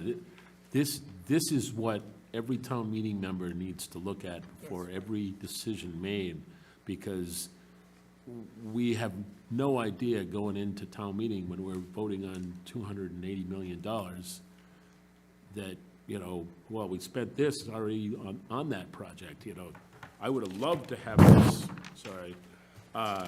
when looking at the CPC and the Symes House, when, 5 years ago when we were voting on that, going, we've already spent this much on this, we're not, yeah. So thank you. Thank you, and I thank the committee and the help of the administrative assistant and Mr. Kaufman. It was just huge. Ms. Holmes? Let's go. Yes, go right ahead, I'm sorry. Mr. Costello, I am so pleased to see this. Oh, I'm so happy that you enjoy it, that's good. Did you, and it didn't taste bad coming out of my mouth either. Like, this is what I've been looking for. So I'm really pleased to see that you put it together. So thank you in all seriousness. You're very welcome. And I think that one of the things that this will bring value to, which is what drove Chris Pratt putting together the committee originally, and then I took it on, was, if you remember, the building maintenance. And it was the articles that had been approved but never worked.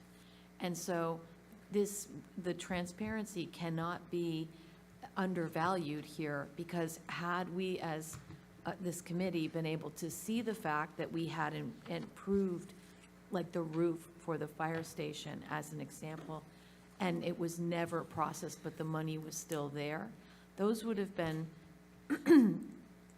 red flags that we could have caught earlier potentially, and that was outstanding for, I think, over 15 years that money was approved. So this is why it's so critical, and now that we have the data, I think that one of the things that we could, as we evolve the committee and we go forward with it, we can always keep making it better, I would think. We could look at how many of those projects are over budget, or, you know, what happened with some of them, you know, that went out to bid, and, you know, they're always telling us if we don't approve this, the costs are gonna go up. So it'd be kind of interesting to see, did any of those go, did the budgets go up, or the bids, when we didn't approve them, you know, and also the pieces that are on hold here as we move into, you know, a deeper understanding now that we've got the data, why are they on hold, and are they the next fire station, or, you know? So I think that's the kind of thing that we can look at to kind of understand, well, if something's still on hold, and I don't know the reasons for some of these that I'm seeing, but is there an emphasis to push those forward instead of keeping them on hold, and what's the cost? Those are the kind of things that I think maybe could be of value that we might want to consider the legislative oversight looking at. But this is amazing, and I really appreciate it. I know I gave you a really hard time about it, but it was because this is so important for us to be able to use. No, I appreciate that. The committee worked very hard, and now that all the information is compiled in one area, you're right, you can do several things with it now. Very easy, very manageable. Things will pop out at you now, and they won't be something that somebody thinks they know about or they think they heard. You go right to this, and it's one way or another, good, bad, or indifferent, you'll be able to find it. So thank you. Thank you very much. And I'm going to go to Ms. Gray. And then, Chris, I do see you online, so. Sorry. I think this is so valuable that it should not be hidden under the COPC tab on the website. I think it needs to go someplace where it's more visible to the public and to all town meeting members. Because unless you know that it's there, that's not the place that you would intuitively go. And I think it's a really helpful piece of information for us to have. That's one thing, that's just a comment, and happy to help you look at the website. No, that's a very fair thought, and maybe through the chairman, maybe the committee of precinct chairs can decide or come up with a better suggestion on where it resides and where it's most easily accessible. Yeah. So, And I think good point. just piggybacking on Catherine's question or comment about the use of the data, it seems to me that this would be very valuable for the departments themselves to be tracking, so that they can hold themselves more accountable to town meeting as well. It's another great point. I don't want to get ahead of ourselves, but we've gotten such a good buy-in by the town. I think you're going to see the back and forth flow now of this information. Sure. It's good for everybody. It's beneficial, even if the news might be not 100%, maybe a project stalled, but at least everybody knows now where it stands. So you're right, 100% right. Thank you. I'm sorry, did I? Okay. I'm going to go with Chris Pratt and then Chris Merrill.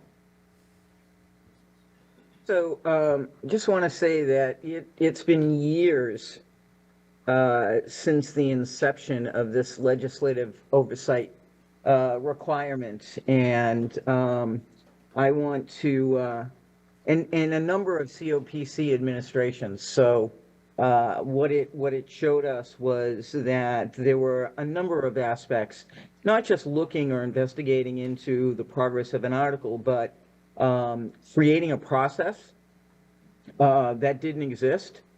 The fragment of department communications and progress in spending. And so a sincere appreciation to this particular legislative oversight committee, and specifically to the persistence and determination of Ms. Ford, because I think she was likely a pit bull when it came to extracting the information and making sure that she monitored the volume of articles that were still open or supposedly open.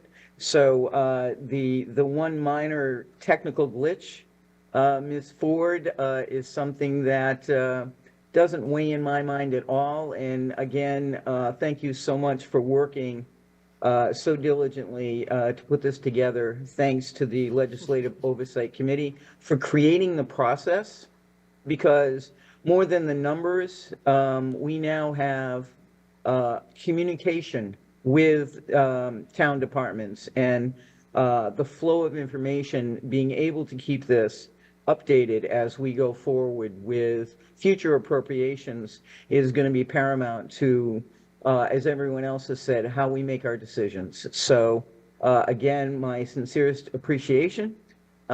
Thank you to you all for all your hard work, and keep it up. So thank you. Thank you very much, and your point's well taken. Without the administrative assistant, Ms. Ford, 200 of these articles, when we first started 2 years ago or 2+ years ago, we just didn't have the access that she has and the expertise, and we were knocking these articles off 2 or 3, 4, maybe tops at a meeting, so it was insurmountable. Oh, I wouldn't say a bad thing, but I wouldn't say a bad thing. It got us over the finish line. There's no doubt about it. It was a huge help. We couldn't have done it without her, and I'll be the first to admit it. I'm sorry, Mr. Merrill? I'm going to go to Mr. Merrill. Thank you, Mr. Chair. So Alan and the team, great job. Very appreciative of all the due diligence and work gone into this. Just a comment is, going forward, I'd like to, this would be important to bring to Lynn Barrett. I know years ago when I was on FinCom, I had brought to the attention for the town to hire an internal auditor. That was created at one point in time. Don't know whatever happened to that position. I think that would be a very utilized tool for an internal auditor here for the town of Plymouth to use too as well, for their further due diligence scope into further town departments when they are doing their work, and for an internal audit procedure. So I think that would be another utilized tool and resource for just not only for the town, but also for us as town meeting members and precinct chair meeting members as well. So I'll just leave it at that. Thank you. No, it's a great suggestion. I know you made that last time, and I did start to follow up on that.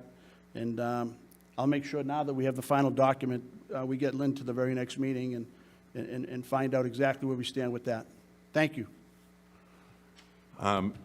Only thing I'd like to add, I mean, you know my appreciation for this, and everyone else has spoken about it, so I'm not going to go.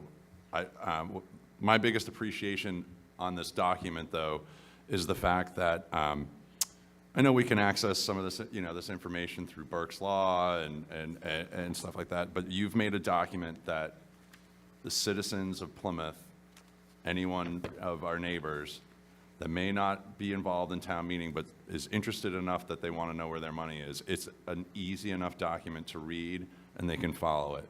And that's what I think is one of the biggest tent poles that you have for this project, is that it's very user-friendly and easily understood. So thank you for taking the time and developing and putting that together to make it ease of use for, call it, the everyday person. No, thank you. And that's always been one of the goals from when the first Legislative Oversight Committee started to the second to fourth, and here we are today. Was this information, it was imperative that the taxpayer, the resident, was able to access it. Now, it might not be real time, and it might be off by 2 months, but it's pretty close. And once we decide where we're going to put it in a popular place, people get used to it. I think it's going to be a very well-used document by the resident and town meeting member. I know myself, and I'm not just saying this. I'm going to refer to this now when I go into the next town meeting. Well, thank you. It'll definitely have some impact, let me say, on some of my votes, I would suggest. Okay. Mr. McKay? I have another technical question. What'd you find now, George? Well, I live in Cedarville, and right up the street from Cedarville, they've done a lot of sand mining and infected the aquifer, et cetera, and it led to some of the things we talked about here tonight. We voted at a town meeting to take some property out of conservation land and sell it to a developer. And it was west of the landfill that was closed. Is that something we should be able to track here or not? You may not see that exact transaction, but you'll see the original article, and if it had a monetary number with it, you'll see that.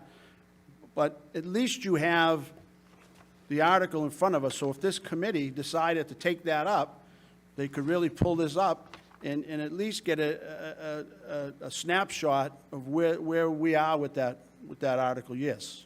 You're not going to see every transactional move on this document. It's just not, it hasn't been developed yet to that extent, but you'll see the history of the article you're talking about. Well, how do I relate the article to this spreadsheet? You'd have to go back. You have to go find out what article number you're referring to. That's What right. was the article year. named, or what department? There's 3 or 4, several different ways you could cross-reference. Who presented the article to your recollection, do you remember?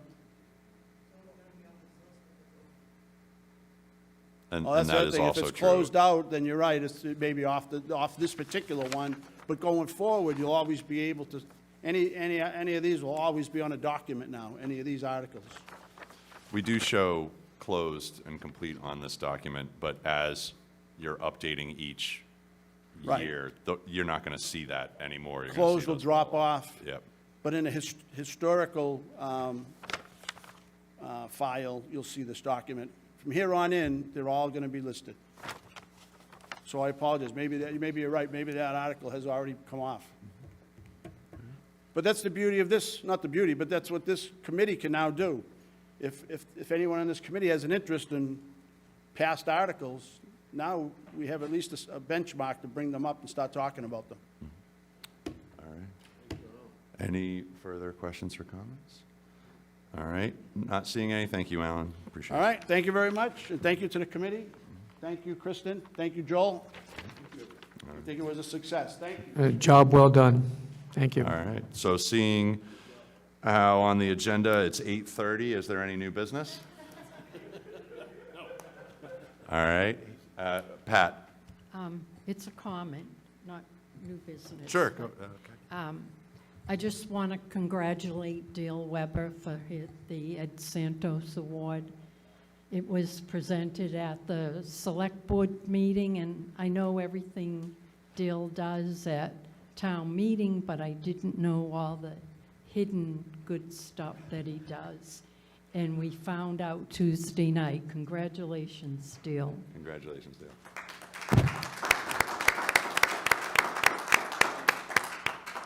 He doesn't like to show that hidden good stuff, apparently, huh? No, thank you, Dale. That's a very distinct honor to receive. So, any other new business? Hearing and seeing none, go on to old business. I actually have a piece of old business. I've requested this a few times.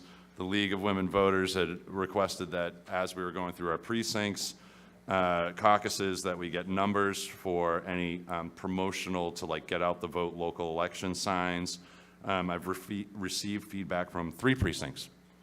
So unless someone tells me something different or just tells me that they plain forgot, which is fine too, they need to get a number. I'm just going to go with the 3 precincts that I got. If you let me know by Friday, or let Kristen know by Friday, that would be helpful.